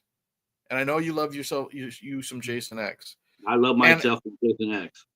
and I enjoy it for what it is, but I haven't seen Ghost of Mars since theaters, and it's one of those that I now that I my views have changed, you know what I mean, as I've gotten older, I do believe that almost every movie deserves a second chance. I still haven't pulled the trigger on and give Ghost of Mars a second chance yet. Okay, Dutch walked in there and hit the 90 mark. All right, Perfect. this is awesome. Now, This is Dutch, go great. vote for Ghost of Now that Mars, and then you'll be 2 for 2. you know what? Don't forget Halloween. Don't forget Halloween's coming, and there's still two more segments of Megalodon versus Bigfoot. I'm just Yeah, letting that letting you you go know. right ahead, Patrick, because I told you that Bigfoot shit is a shared universe. You wanna discuss Tickles the Clown? Yeah, Because where did I'll all these send you. characters? Where did all these people come from?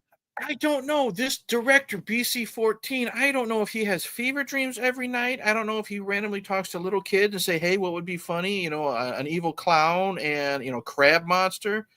But Wow. he has like his filmography. This guy has made like 14 movies in a year. If you've seen Bigfoot versus Megalodon 2, you know why, because it's the same fucking footage when they're talking each Right. time. Like I said, it's like Hanna-Barbera. They would reuse footage in the background to save Sure. money, but at least they have something going on in front of it. This is nothing, dude. Man, This is nothing. let's see. It's just, he says he still doesn't like a Ghost of Mars. I know a lot of people. I think a lot of people say. I think a lot of people say they like it, but I think a Hmm. lot of people also say also haven't seen it in forever. It's not. And that's me. That's me. I just want them to vote because I know you don't want to talk about it. That's all. The movie is. Oh man, it's just. But think of it, it's got a good cast. It's got I it's know got that's Ice what makes it Cube, worse. That's what makes Natasha it tricky. Henstridge, Pam Greer's in it. Yep, Jason Um, Statham. That was his first One of movie. Jason Statham's first movies. Clea Duvall. It's Clea Duvall, who she don't make the best movies, but she's usually really good in it. You ever see that TV show she was on, Carnival on You know HBO? what? Oh man. So I saw that at the library once. Hmm. Someone was selling it. Someone had and I thought they had I think it ran 1 year, Hmm. and Two I years, think 2 seasons, 2 seasons. I two think seasons. I thought it read more than that, and I said, I said, well, it's just part of the seasons. I wasn't, I was like, and they were selling it for a little bit higher, and I passed on it. And then when I got home and I read about it, and this happened to me a couple of times. I've Hmm. gone home and I looked up the what it was. And then I'm like, oh shit, and It's an then go back there. amazing TV show that was canceled way before its time with an amazing cast. Clea Duvall's in it. Nick Stahl is the lead hero. Clancy Brown is the villain. Oh, Sergeant Zim. yeah, it's so good. So good. Trenchy. Uh, Trenchy says Scooby Doo had great intricate backgrounds, but that's like the only one from. But Hanna Barbera is great. Hell yeah, I love Hanna Barbera cartoons. I was just telling my daughter about Hanna-Barbera on a drive home from work today. Because we went to go take stuff forward to the new to the new house, and she was with us, and as we were driving back, I don't know how we were talking about cartoons or something like that, but we were talking about Hanna-Barbera, and she had no idea. I'm like, "You've never heard of Yogi Bear? You know, Speed Buggy, Huckleberry Hound, none of this?" And it's just weird. It's like seeing these different generations. Like, you're not that much older than me, Patrick, but your generation is different than mine. And Mhm. then my daughter's only 13. It's just so weird. Like, when my daughter was growing up, there was no Saturday morning cartoons. You know what I No, mean? It was all streaming. She didn't know what Saturday morning cartoons were. They don't. I don't I had think to they do. explain it I to don't her. think they do it anymore. I don't on the network television stations. I don't think they run No, Saturday morning cartoons no, they anymore. they they they stopped like 10 years ago because no, it's all streaming now. They used to have Hanna Barbera used to have a Canadian station, Deja Vu or something like that. It was cartoons, and they shut it down. Warner Brothers shut it down. Boomerang. I don't know Boomerang, I think. Boomerang. I don't know Boomerang, if I it's think, was still on there. Cartoon Network, but they played a lot of the classics. And Trenchy's right. Magilla Gorilla, that's what it was. We were talking about animals, and Magilla Gorilla came up, and we were talking about because my wife thought Magilla Gorilla and Grape Ape were the same thing. So we were having this whole discussion, and my daughter was just like, "Who? What are you talking about?" But at least I have gotten her into Looney Tunes, the classic Looney Tunes. So she does know them. She knows who Tom and Jerry is. And one of these days, when we're after the move, I'm gonna go on Tubi because Tubi has all that stuff, and I'm gonna sit her down and we're gonna watch some Tom and Jerry, from a great era of cartoons where not everything had to be so censored and people were worried about kids. Look, it's like this. They've been amazing. People don't want kids watching Tom and Jerry because they're going to hit each other over the head with something. Kids are dumb, okay? They don't need TV or cartoons to influence them to do stupid things. Kids have been hurting each other since the Three Stooges. If there's half the kids aren't even out watching TV nowadays; they're on their fucking phones. So it's not like you can blame the cartoons or the source material. They're gonna see what's now trending, and they're gonna do something stupid that way. Hong Kong Uh, Fooey. Hong Kong Fooey was great, Larry. Yes. see what Trenchy just said right there. He's talking about probably one of your favorites. Jabber. Oh, fuck you, Patrick. Jabberjaw. He's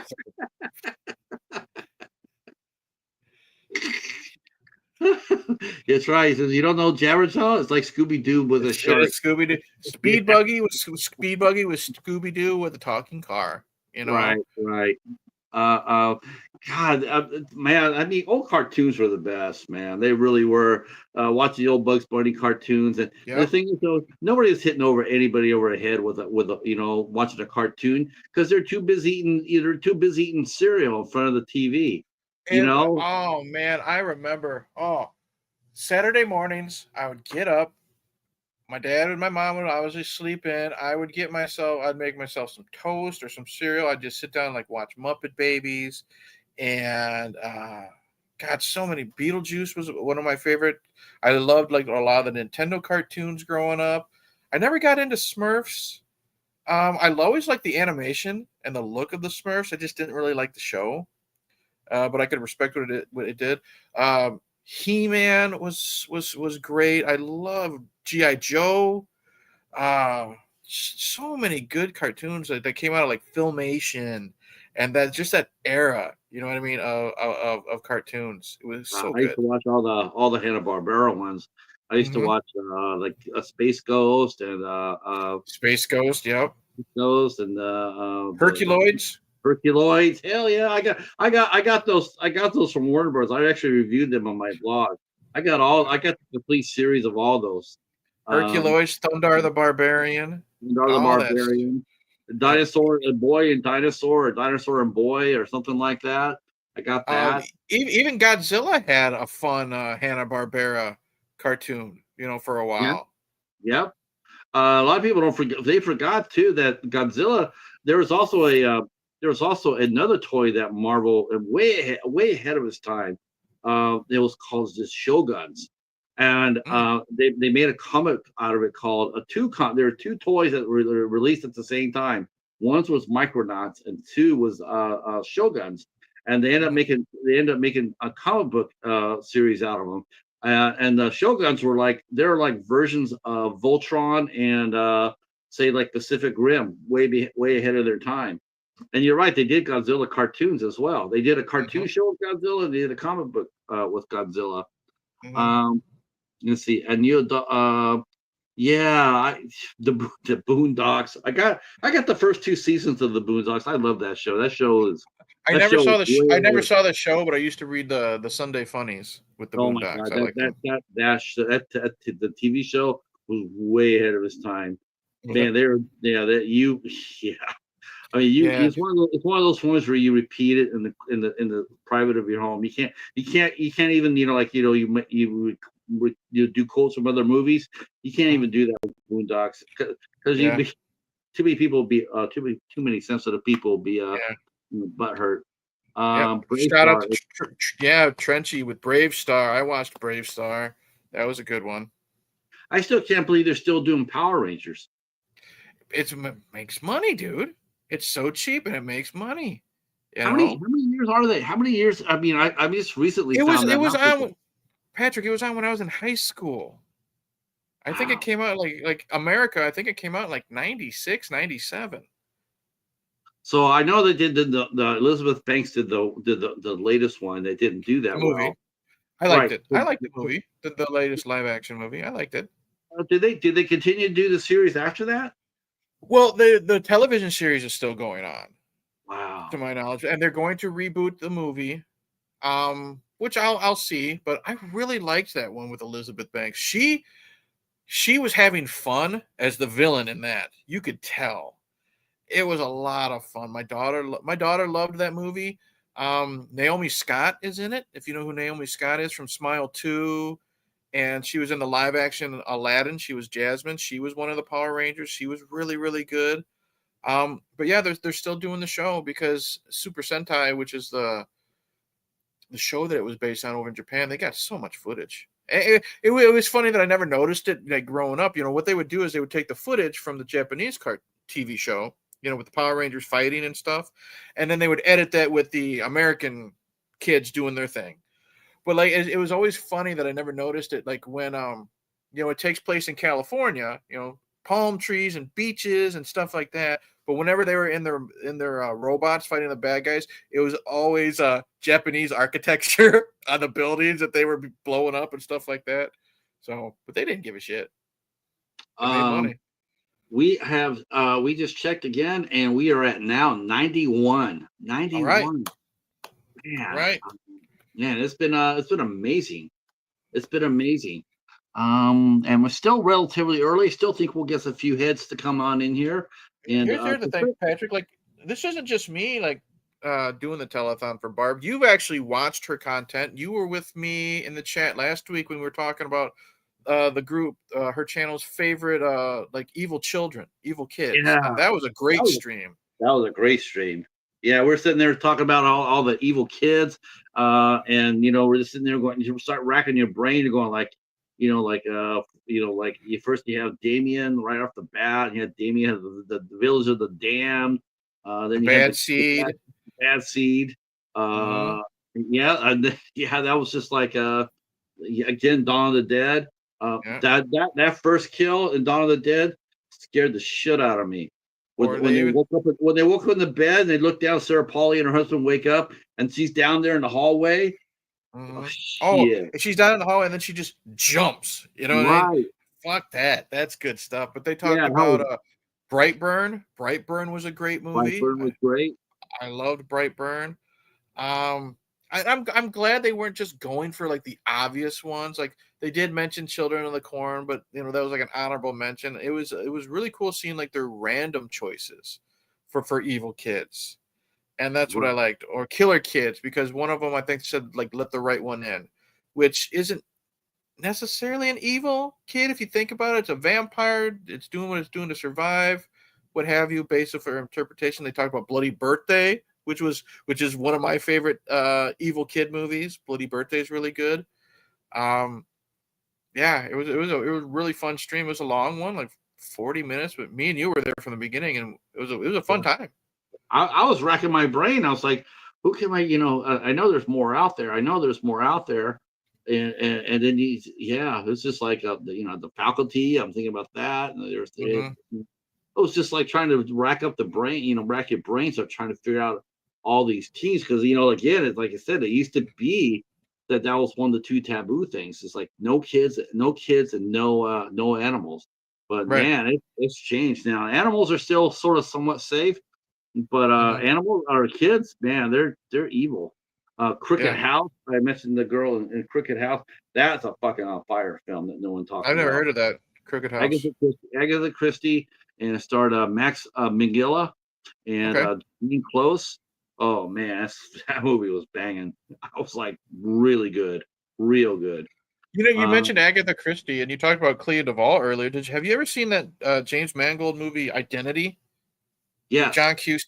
That's a good one based off of Agatha Christie novel. That's that's right. another movie that's murder mystery with a twist that no one freaking talks about, and that's got a Um, fantastic cast too. it is. I've actually reviewed. There was a there was a four movie series that they did. It wasn't. I don't think it was Miss Marple, but it was another character, or it was Miss Marple. But they took stories from Hercule Poirot, and there was four movies that this lady named Margaret Rutherford did in the '60s, and that they came out on Warner Brothers. Man, they were really good too, really Mhm, sharp, and the lady, she was like in her mid '60s, late '60s, mhm. doing all these crazy stunts and stuff like that. She was really good. Um, Let me ask the chat here, because a lot of these folks here are definitely, I know JT is probably one of the rare ones. Him and the Nat and the Bat, as far as covering black and white movies. Who else here likes watching black and white movies? Black and white or color don't matter to me. I like black and white. One of my But favorite black and white. how about you guys in the chat? Are you anybody other than Nat? Are you guys big black and white movie fans? I know some people don't like black and white movies. Yeah, I mean I can understand it. But also, it's also a different time. You know, just the way because a lot of times they're coming from theater, so it's over exuberant. Like some of the Universal monster movies are they're hard to watch. You know what I mean because of the overacting. But I personally like black and white films as long as the film's entertaining. You know, Uh, I just watched It's a Wonderful Life for the first time in the last handful of years. oh, how'd you That like it? was I loved it. I fucking loved that movie, dude. I thought it was so good. It was so depressing and sad, It is. but it's a character that you just want to get behind, and that's what I love. I love the 1960 version of Scrooge with Alistair Sims. Man, Oh, okay. that's a good one. That is so good. Everyone says that Man, one's really good. that's a corker. That's my favorite. That's one of my favorite holiday movies. I always watch that every year. Okay, Always watch that every year. Everybody's here saying they all love black and white movies. That's amazing. good. Uh, JT says doesn't matter to me, but more. I'm not a big fan of films before the '50s, outside of a few dozen classics. Um, I can yeah, appreciate that. there's a lot of in the '40s. If you really think about it, especially during wartime, there were a lot of propaganda films. Back Oh then, yeah. when you watched them, you didn't know that, but now if you go back there and watch them now, boy, you Hmm. could definitely see the jargon and the the rah rah rah, the Marines, the do do do do. I mean, it's just get up there and showing a brave sacrifice, someone doing a John Wayne by taking out a Jap destroyer. That's just, Yeah. the '40s were like that. But of course, we got older, we got a little more cynical, and I remember Otto Preminger did a movie called In Harm's Way, and it starred John Wayne and Kirk Douglas, and it was set during World War II.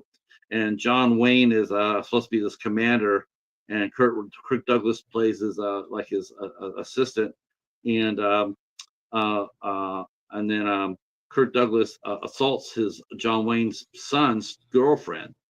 Hmm. He assaults her, um, and his son ends up getting killed. But they find out that and the girl killed herself, and they find out that it's Kirk Douglas, and he decided that he's going to try to be a hero. He runs Hmm. out and steals a plane to fly to find the Japanese fleet, and he's doing this. He's trying to tell him where it's at, and he's getting shot up, and everybody thinks that he's a hero. And John Wayne's like, "What do you want to say?" He says, I don't want to say anything. I'm Hmm. not going to acknowledge him as a hero. Yeah. He stole the plane. I Um, just I just subbed to Double Feature Podcast. yes. Never heard of the channel before. Sorry about that, but Um, I just checked. Well, you know what won me over? So I haven't seen their content yet. The fact that in their discussion or in their description it says they're twins discussing movies. That's You right. don't see that on YouTube. I think that's No, amazing. See twins discuss movies, and so I sub to them. Cannot wait to check out that stuff. Mika and Kira are two of the best. That's for sure. Okay. I've had them on the show before, and they're great to talk to. And I want them to come and they're gonna do an A24 show with me and the Nat for Okay. Midnight Society. The Nat's gonna have to pick the movie though. I'm curious to see what he's gonna pick. Anything is open, JT. Anything that can be found to at least stream. Hmm. We could definitely do that. Um, and I told folks that we're going to bring in our first guest for the ISC show. We're going to be covering the Clove Hitch Killer, Okay. and Ken from Sledgehammer Horror is going to Oh, come and hang out with us for that. I've just gotten to know Ken over the last handful of months. He came and asked me to be on his channel for his what was my first horror movie Right. segment. You know, he does that. I discussed Gremlins. Now that I've gotten to know him and his content is it his wife that he's with? Yeah. Ashley, Ashley. I think is her. Yeah. They're really good. I They're really really good. like them. They're so down to earth. They're honest. I love how Ken, if he doesn't like something, he'll tell you. But he's just a cool freaking dude. You know what I mean? He So really I'm is. really digging their channel a lot. Yeah, I sent him a lot of reels and stuff. We with the blonde brewer, and we both get a tremendous lot of laughs out of it. And of course, we talk a little baseball as well, a little football. Him and John Grande, they're my football fans. They're the guys I talk football with. Okay. I used to talk football with Hobbs, but now that we can't do the cat food challenge anymore. Um, that the cat food challenge was me and Hobbs. He rooted for the Bengals. I rooted for the Steelers. Whoever lost had to eat cat food on the air. And yeah, Oh. What did he well, lose and refuse to do it, oh, or was that you? yeah, he lost. He lost, and so I did give him a way out. I did give him a way out. I said, hey, listen, I'm not going to make you eat cat food. Look, I said, oh, I got a better idea. I said, why don't we just do this? Why don't we just get our favorite pie, go to the store, get our favorite pie, and then eat Okay. it without our hands. We put our hands behind our back, and we have to eat the pie. So that's fair. It's funny. Everybody get a good laugh out of Hey it. man, you know what? People like mukbang videos. That he could have gotten a big surgeons Yeah, of views right there. He could that's have. what I think. I said, let's just do that. Let's just do that. And so what he did was he took a page from Revenge of the Nerds, and he put whipped cream on a paper plate. And I'm going, what is that? Yeah, That's weak. Come on, if I want to see no, that, I turn on the Revenge of the Nerds. So I yeah. said next year it's going to be pie, and Hmm. then he backed out, and I said okay. That's too bad. Hey, I you got to put your know, money. You got to put your money where your mouth is, man. You yeah, lose, you man, got to do it. Here, you got that's the to thing. Don't make that bet if you're not afraid to follow through with what you got yeah. to do to lose. You know? Yeah, I mean, look. I lost the cat food bowl one year. I had to eat cat Did you? food. Did you Yeah, really? yeah, I Is did. there I a ate video cat of it? food Is there a video of it out there? on the midnight hour. Yeah, I ate cat food. Oh, I, okay. You got to work your magic and find that video for me. I'm sure Hobbs is probably hearing this, listening to this. Okay. I know he's probably at work, but yeah, Okay. I'll see if he can send me the cat food bowl where Good we for eat cat you, food. Patrick. As disgusting as that sounds, good for you for doing it. Me and Tochi did that too. We just did that for fun. We each ate our pet snacks. I had snacks from Paladin, and she ate dog snacks. I don't know why we did that. I can't remember. We're just being, you know. Just being Uh, goofy. I say cat food is easy. It really is. Wet. It was wet cat food, and that's not easy. That's nasty. I mean, I, I, I've done I some, you know, I've done some weird food things for my channel, but I'm not just gonna eat fucking cat food. dude. And some of my like I've done the death nut challenge. I Oh did the god. spicy. That was the worst thing. One of the worst things I've ever done. So stupid.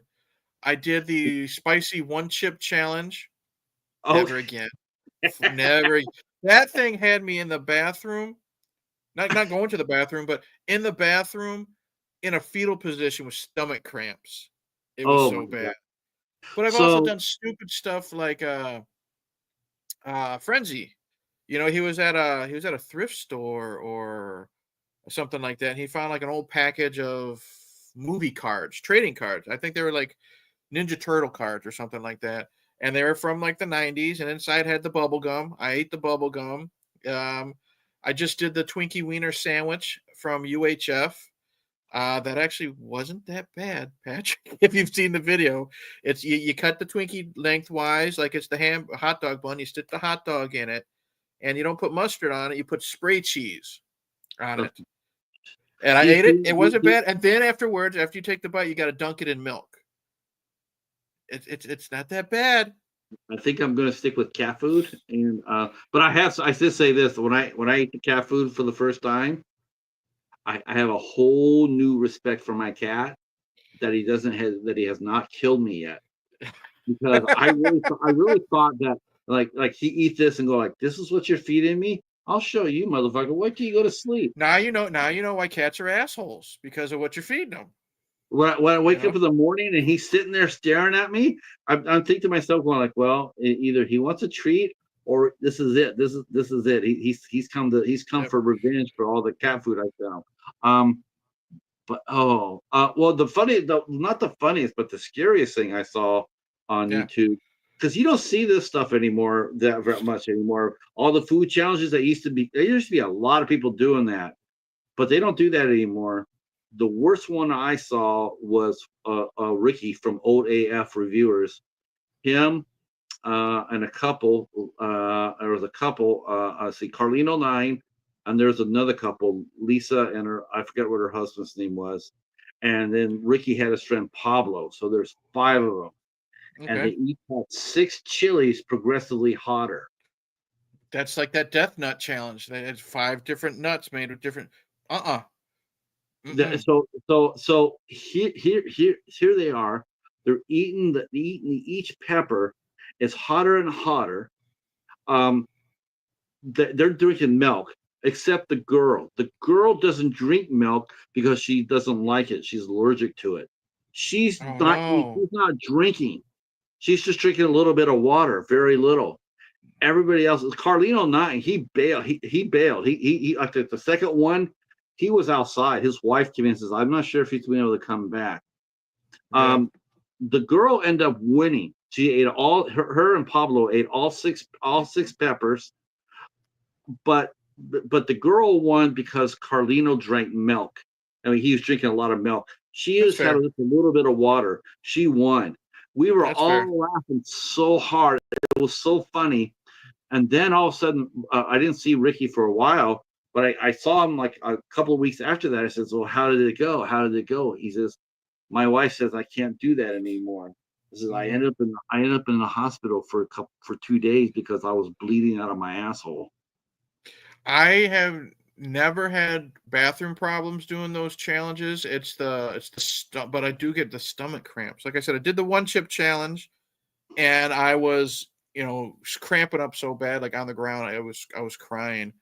And then I have all these challenges in a playlist on my channel. When I did the Death Nut challenge, I think there's like 7 stages. I tapped out by like 5. That's when I first started drinking the milk. I continued on because I figured why the fuck not? I failed, but I'm still gonna do it. I had so much dairy in me, I was throwing up like after I was done streaming because it just came out. I probably had half a gallon of milk, and it was just so painful. Yeah. And it was just a dumb fucking idea. What was worse? Was it worse eating it or was it worse shitting it? I didn't have any bathroom problems. I did not have any of that at all, to be honest. Yeah. It was the intensity, the pain on the tongue, the pain in the stomach, like that night.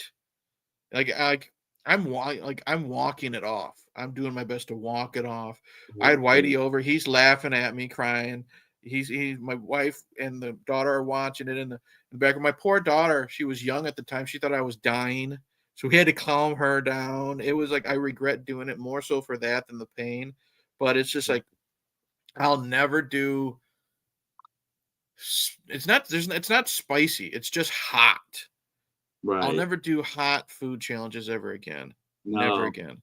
That sort of went away though from us. I mean, that used to be a lot of people used to do that shit when I first started on Tube. Mhm. I'm glad to say that I don't see that very often. I don't No. remember I saw eating challenge. I'm like, and It then just keeps getting dumber and dumber. Like people will now do. I know for a while there was a big thing where it was a spoonful of cinnamon, and they try to oh eat that my, because it takes away all the oxygen. well yeah, you could die of doing that shit. Exactly. It's just like that's what I'm saying. When I was talking about Tom and Jerry and stuff, influencing kids. No, no, kids are gonna be dumb no matter what they do, no matter what they're Well, watching. yeah, I mean, you have to worry about cartoons influencing your kids. You have to worry about kids influencing your Yeah, kids. it's YouTubers and TikTok and all that. Oh, That when you're on TikTok and you see these people doing these challenges where you have one person driving, you got the other person getting out of the car and trying to chase the car and jump back right. in. You fucking moron, you Yeah, know? I saw one where one guy did that and he didn't make it. Yeah, He ran himself over and killed himself. so stupid, so Uh, stupid. let's see. Trenchy says, "Yeah, those nut challenges are intense." That shit with the six peppers that they did. And then when Ricky told me, because when I saw him, I'm just like yucking it up. And then he says, "Yeah, I was in the hospital for 2 days." I said, "What I for?" He says, "Yeah, once I was bleeding out of my ass. He tore a hole in his colon." intestine problem. Yeah, Yeah. you can do. I once like I like spicy. I love spicy foods, but when it's like hot, there's a difference. My coworker was having a birthday party for her stepdaughter one year, and her husband likes to grow spicy peppers, and he gave me a scorpion. If you have Oh, ever heard of a scorpion pepper, I yep. put half of it on a sandwich, half of it, and took a bite and swallowed it, and I was miserable. I was walking it off. I was opening up her cupboards and eating all of her bread. You know what I mean? Just to try to get rid of the heat. I was covered in tears and snot.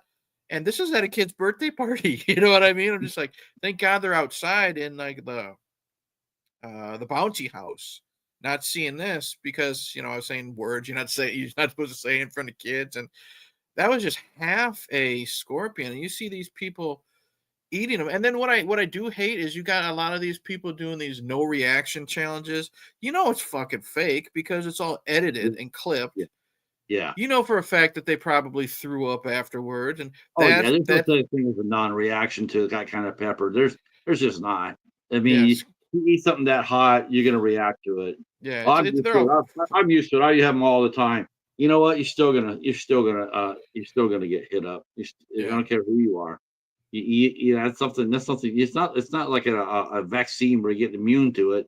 right, That thing is spicy as hell. It's hot. You're yeah, gonna burn. You're gonna burn the shit out of it. The only time you might be able to do it and get away with it, and I think this is what happened with those other guys, is I think they burn. It's like third degrees, like a third degree mhm. burn. When you have a third degree burn, you don't feel it. That's bad. I don't get why people want food so hot you can't even taste it. I don't You can't either. even taste the food. What's the point of eating the food to begin with then? You know what I mean? I don't get it either. It's like, okay, so you're gonna try to show me you can eat this pepper, but why? I mean, Yeah. what are you gonna get out of it? Me, Mhm. okay, what did you could? I mean, anybody could do that. Well, it's You know, not we just just, that. I we don't just mean that. I mean like the hot sauces that are so hot. Like they'll put like I like hot sauce on my pizza, but they'll put like the like Reaper sauce and stuff like that where you can't even taste the pizza. So what's the point? yeah. So you ruin a good meal that way. Yeah. I know some steakhouses they Mhm. won't serve you like Worcestershire sauce, Mhm. and you might get asked to leave if you ask for ketchup. Yeah. Yeah. Uh, uh, I know that because I mean I sort of do it on the side like yeah, can you bring me a couple of packs of ketchup and put it on the down low, just put it in my hand. Like a drug deal under the table. Yeah. Here's a fiver in for you. Add an extra couple extra in there. See, people are competitive in nature too. They like to push themselves in limits and their extremes. Yeah, but see, that's what Clint Eastwood said. And Magnum Force, a man's got to know his limitations. And my limitations is hot peppers. I'll do cat Yep. food, but I ain't doing no hot pepper shit. I love that needs to be on a t-shirt. You need to get your own merch. I'll do cat food, but I ain't gonna eat hot pepper shit. That's right. That's right. Yeah, because man, I tell you what, there's something weird about cat food. Like, and you take it for the first time, and there's a certain tang to it, and you're sitting there going like, and you feel sorry. You feel sorry because you're sitting there going like, my cat's eating this. What the fuck am I doing to my cat? Yeah. How is he still alive? Where's the steak at? Let me get some tartar going for this bad boy. Now I Um, don't feel so bad for loving sardines. uh, But though, I tell you one thing about my cat. My cat he loves to hear the sound of the can opener Mhm. when I open up You know tuna. why? You know why? He hears the can because hopefully maybe it's something good this time and not that shit Patrick always gives me. You know what though? Both my cats, both Paladin and Derek Jeter, they both like the sound of the can opener. Mhm. And I put down a little bit of tuna. They both like the idea of tuna, but they Mhm. don't like tuna. They didn't like tuna proper. They never eat the tuna. And it wasn't until Derek got to be older, to his last year, that he started eating the tuna. Mm. That makes me Um, think of the first time my daughter tried tuna because I like tuna out of the can. I'll drain it. I'll put a little but of mayonnaise in it, stir it up, type of thing. And I was eating it, and this was when she was still in diapers. She was maybe like 2 or 3. You want to try some tuna? Sure, Papa. And she walks over. I give her some tuna. She, she makes that reaction, pulls it out of her mouth, and she walks over to her mom, and she says, "Here, Mom," and puts it in her hand. see, some folks are going to be leaving us, so I'm going to say goodnight to them. Let's see. Thank you, Mika and Kira, for coming by. I will Yes, find you. Mika, and Kira. Like I said earlier, I just subbed to your channel. I'm very interested in that. Like the idea of twins reviewing movies. It's not out there, so you got a new sub for me tonight. Yes, I will find you on Facebook and send you the details as soon as the Nat gives me the. I gotta give the Nat the date, and then he can pick the movie out, and I'll let you know, and we'll do and then I'll let Monty know too, to come over and hang out with us. Every time I do an A24 film, I feel like I have to get Monty G into it, the horror mice of Yeah. Monty G. Yeah, because he's like the king of a king of A24. Mm. It seems like it. Have you done any A24s yet on Battle World, or has it just been the usual suspect? Battle? Oh god, I don't know. We haven't done Battle War in like a month or two, if not longer. I couldn't tell you. I mean, is The Witch or Hereditary? Are those A24s? Yeah. Okay, we've done those. So Okay. we've done The Witch and we've done Hereditary. Yeah, I like the witch. The witch. Which was The witch. really good. Which was The witch really is good. good. If I had to pick, I would rather watch The Witch over Hereditary. The And witch is I know you hate Hereditary. I really enjoy it, but I'd rather watch The Witch. I'd rather the watch The witch is Witch. so If much fun. That yeah, that go just fucking steals the movie for me. That go I, is Black Phillip is just the shit. I love the actor who played the father. I thought he was Yeah. really good. And I guess he's the voice of Galactus in the Fantastic Four movie coming Yeah, out. Ralph Innocent, I think his name is. Okay. Yeah. Uh, let's see. Wow, you guys have all stayed in. This is like one of the best streams I've had in a long time. What's she at Uh, now, Patrick? 91 was well, the last one? yeah, I think we're at 91, and You did I good think though, dude. yeah, we got her there. We got her there. We got her about 20 subs tonight. Or you did. Uh, I just joined in like what, an hour we ago, if got we that. You got did most of the 14. work. We got 14. We can come back tomorrow and talk a little bit more. I think part of what it is like I don't do these enough, and a Mhm. lot of people just forget that I used to do them. And so when I go up like this, they already have places to go and destinations to go to. So I have to It do happens like this was a spur of the moment. You sent me a right. message and say, "Hey, I'm going to do a stream for Barb," and I'm like, I at that time, I was moving stuff around. I wanted to lay down and take a nap, from the heat and stuff. But then when I woke up, I'm like, "Geez, this guy's still doing it." All right, Yeah. I'll join for a little bit. Man, we did one where wow, gosh, I've done this for I did this once for the pit bull. Mm-hmm. Um uh, uh and well, that won't happen again. I did that. I Well, did one for Hobbs. I did one for you. I did one for mm-hmm. Tochi. Lady Valerie did hers. Man, we done a lot. And pretty much always met our goal. At least Yeah, I think of what the one for me, I wanted to get to 1,500. You gained me at least good. I got close. You got me at least 10 subs on that. That seems to be like your average. If you can help gain a person gain 10 to 12 subs, that's still an accomplishment, dude. the most I You know what I got, mean? I think, yeah, I think the most I got was actually I think it was close to damn near 30, 35 for the pit bull. And I got like 40. Everybody was Yeah. like, yeah, I don't know where they all came from. And next thing I know, it's like, man, I'm like, I don't, I know, I wasn't trying to, I was just trying to get to 960. That's what it Yeah. was. I was like 950. I've been stuck there for months. So I said, Mm-hmm. I'm going to ask for myself for the first time. So I said, I'm at 960 and I'm sub frozen. And next thing Mm-hmm. you know, it's like I wasn't sub frozen anymore. I had over 1,000 by the time the night ended. And I was like, wow, that's Mm-hmm. amazing. I've been It, I've been I've been stuck for quite some time at my account too, but that's just it just happens. You hit the brick wall, and that's what I always tell people. I said, don't get discouraged, you know. no, you Just know keep what? pumping out the content, and eventually they'll just be like boom, boom, boom, boom, boom. Yeah, Or try to do content. collaborations. Like you go to do collaborations, and like I've gained subs collaborating with Knight. I've gained subs collaborating with you, some other people. I've gained some subs from. But just keep tracking along. I always tell people don't worry about the numbers, just keep having fun, and It'll they will happen. I come to mean, you.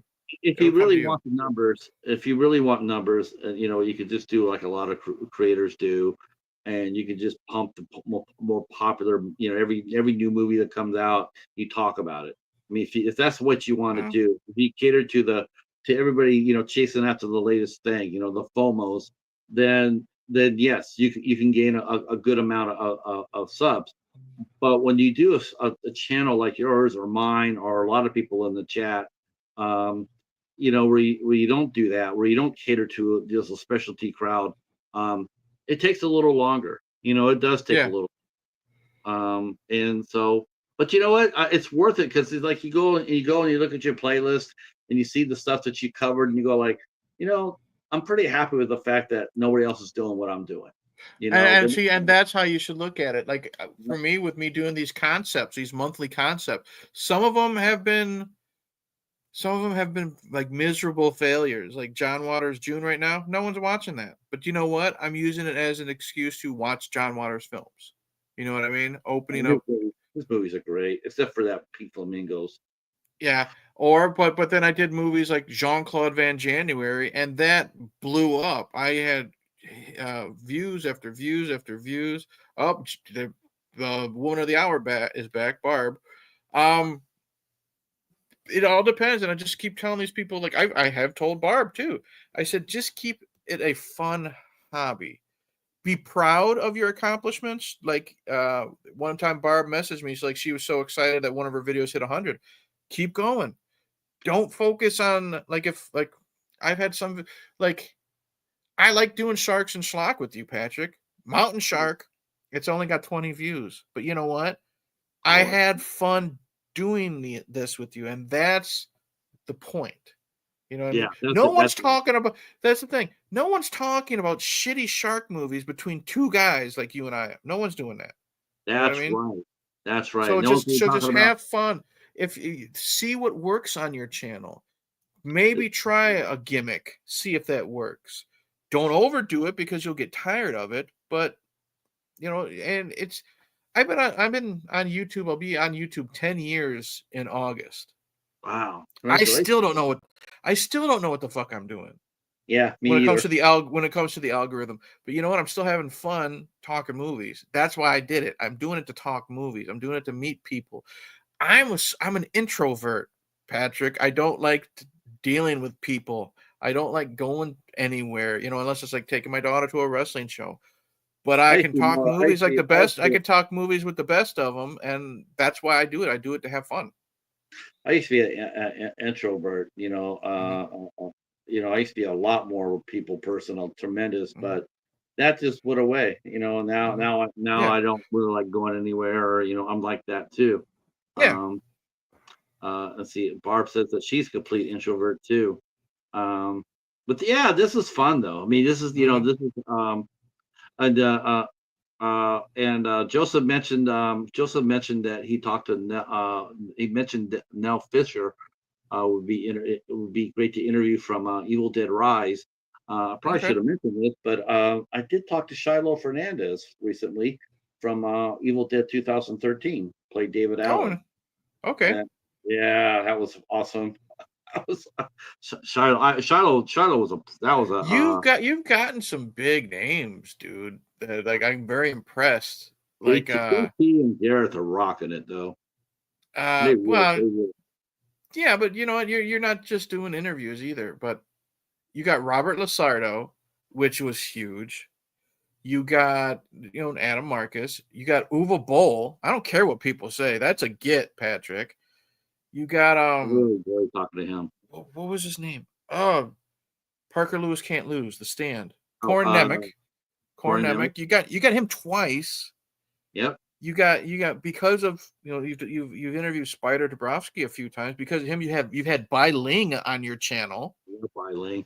Oh, she was a riot, dude. She I was love she is so freaking cool. She is She so was a freaking. riot, man.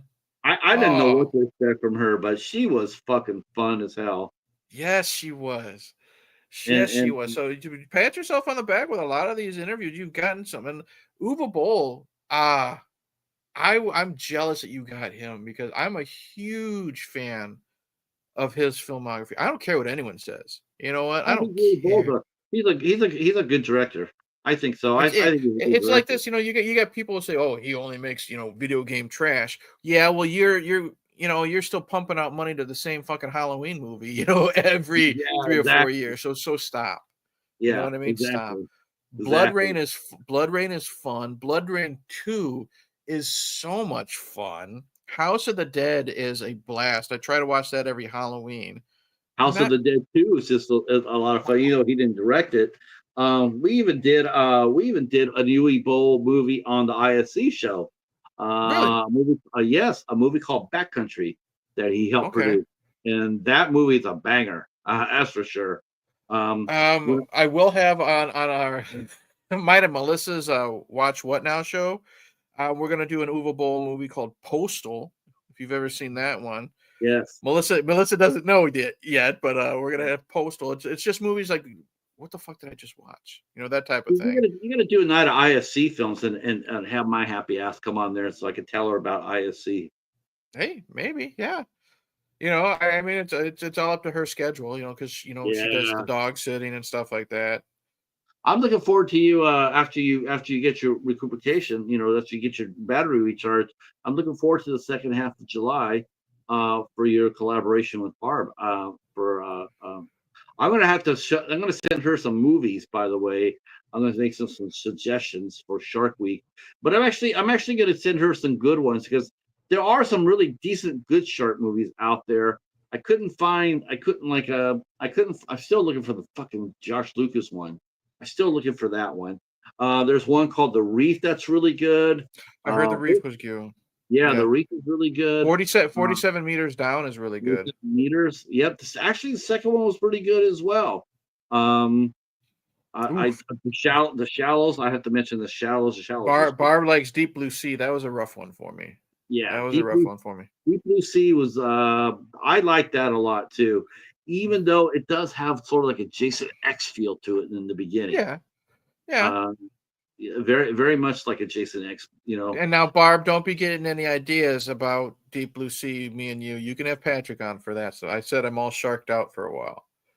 Uh, don't worry, he'll recover once July hits because everybody knows that's when Shark Week happens anyway. Shut So the fuck up. Seriously, man. open Uh, water. Oh, open water. That's a rough one.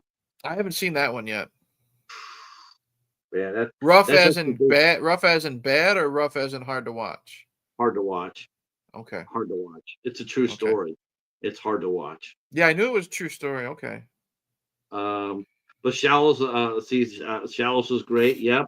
The bird, the seagull that was hanging out with Blake Lively, practical. That was a real bird. It was a real bird, real You big know seagull. what?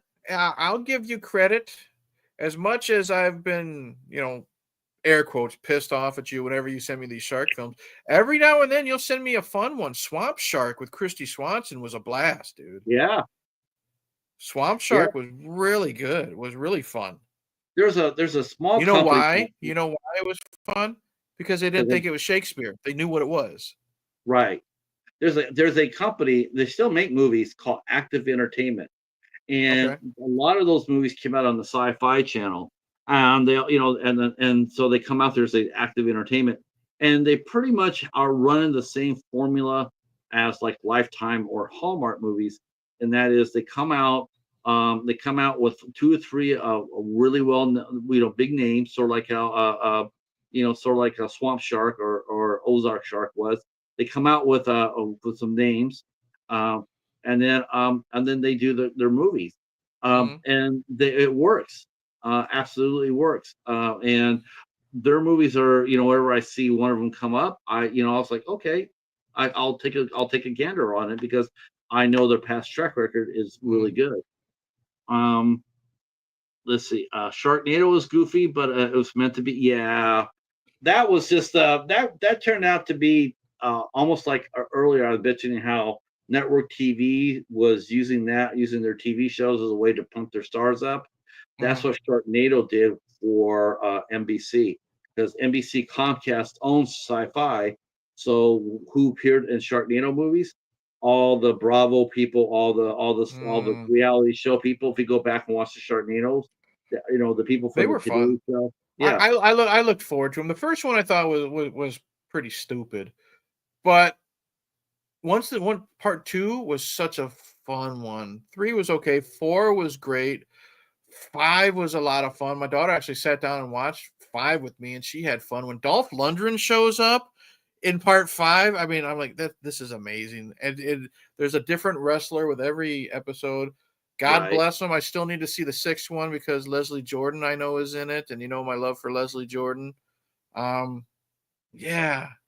Lots of fun, lots of fun. But again, if they're self-aware and they're not trying to be so damn serious, you can tell in the tone. You can tell if the people are having fun doing it. You know what I mean? Exactly. See, Joseph saying, "Hey Patrick, can you and Eric react to Willie, Willie Horse Short?" Oh, that's a PTSD word. I don't know about that, Patrick. Willie is a PTSD word Yeah. for me. Willie. Oh my God, man, Willie. Oh, did you see the shit he put out there today?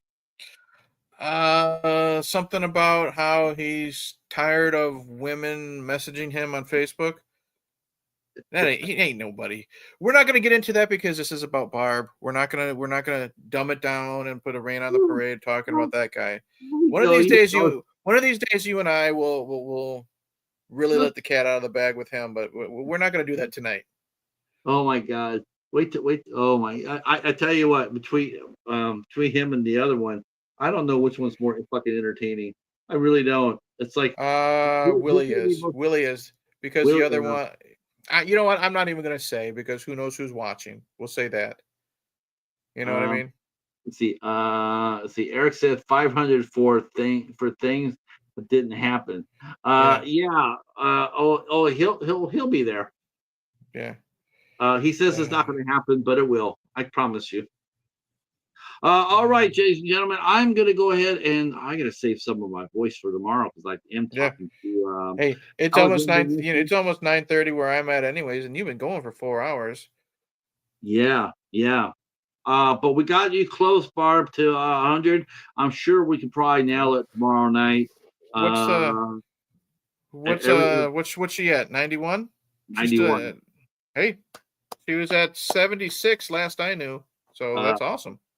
so yeah, we will push you through tomorrow.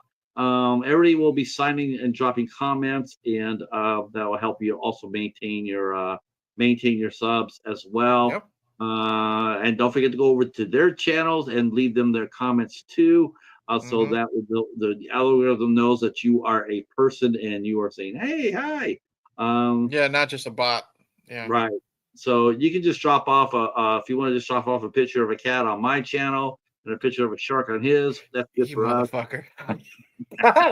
You know what? I'll say this, man. You really got a fire under your ass this past month when it comes to I'll tell you this.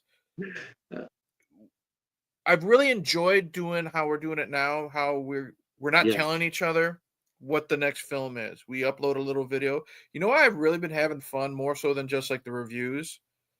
Your personality is really starting to show up in these this is what Eric's going to watch videos, because you still got that little poke in the bear, sly look at on your face type of thing. And I've been looking more forward to the videos of you telling me what I have to watch than you having to review Big Ballin'. You know what I mean? Big ball. That was funny. But That was easily the worst one you sent me though, for sure. yeah, That I know that wasn't supposed to be, but it really was. It was the most painful one. yeah, Mel Brooks was in the fart one. I was thinking Mel Brooks the whole thing through, and then yeah, then the other two, I was sitting there going like, man, he must really like me because he sent me 2 cream puffs. I'll take it. yeah, Uh, yeah. but of course, Halloween is coming up. October, It's we're gonna be collaborating again. Yep. right. It'll be schlock versus schlock, but It's I gonna will be go we're gonna entitle it Happy Schlockoween. happy schlockoween.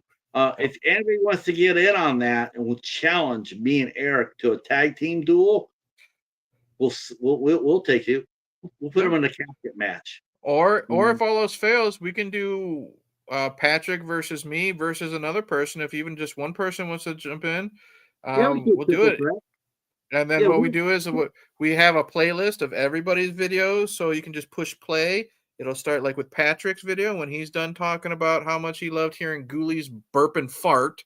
It'll go to my video, and then it'll that, go to the next person's video, so everybody will get their views. see, you didn't realize this. This was the Ghoulies' secret weapon. The Ghoulies' secret weapon was one of the Ghoulies was a cat. Was a cat. Yeah.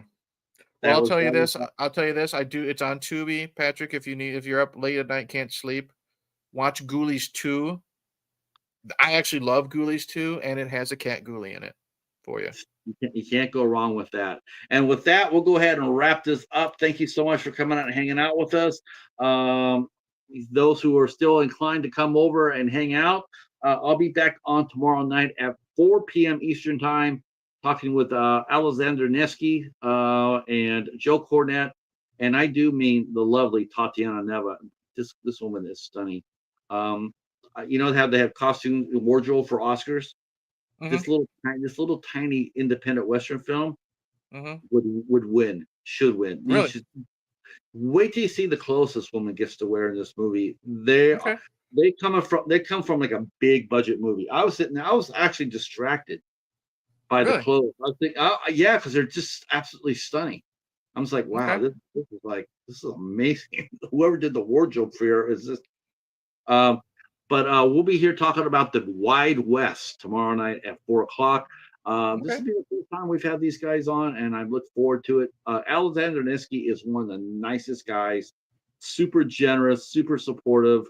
Joe Cornette, hell of a screenwriter, true Western man, and it's going to be a lot of fun talking to these guys about their movie tomorrow. And Very cool. then Sunday, I'll drop my review, and you guys can check out the review. All Very right, cool. that's it for us. Eric, stay there for 1 second, and to everybody else, thanks for coming out again, and looking forward to the cat house being restarted soon, Larry. I hope that happens. I would love to see that happen for everybody. I love the cat house. And Joseph, thanks for hanging out with us, buddy. And Barb, we'll see you tomorrow. Talk to everybody later. Peace. Cheers. Man, I'm actually surprised I only got kicked off once. Me too.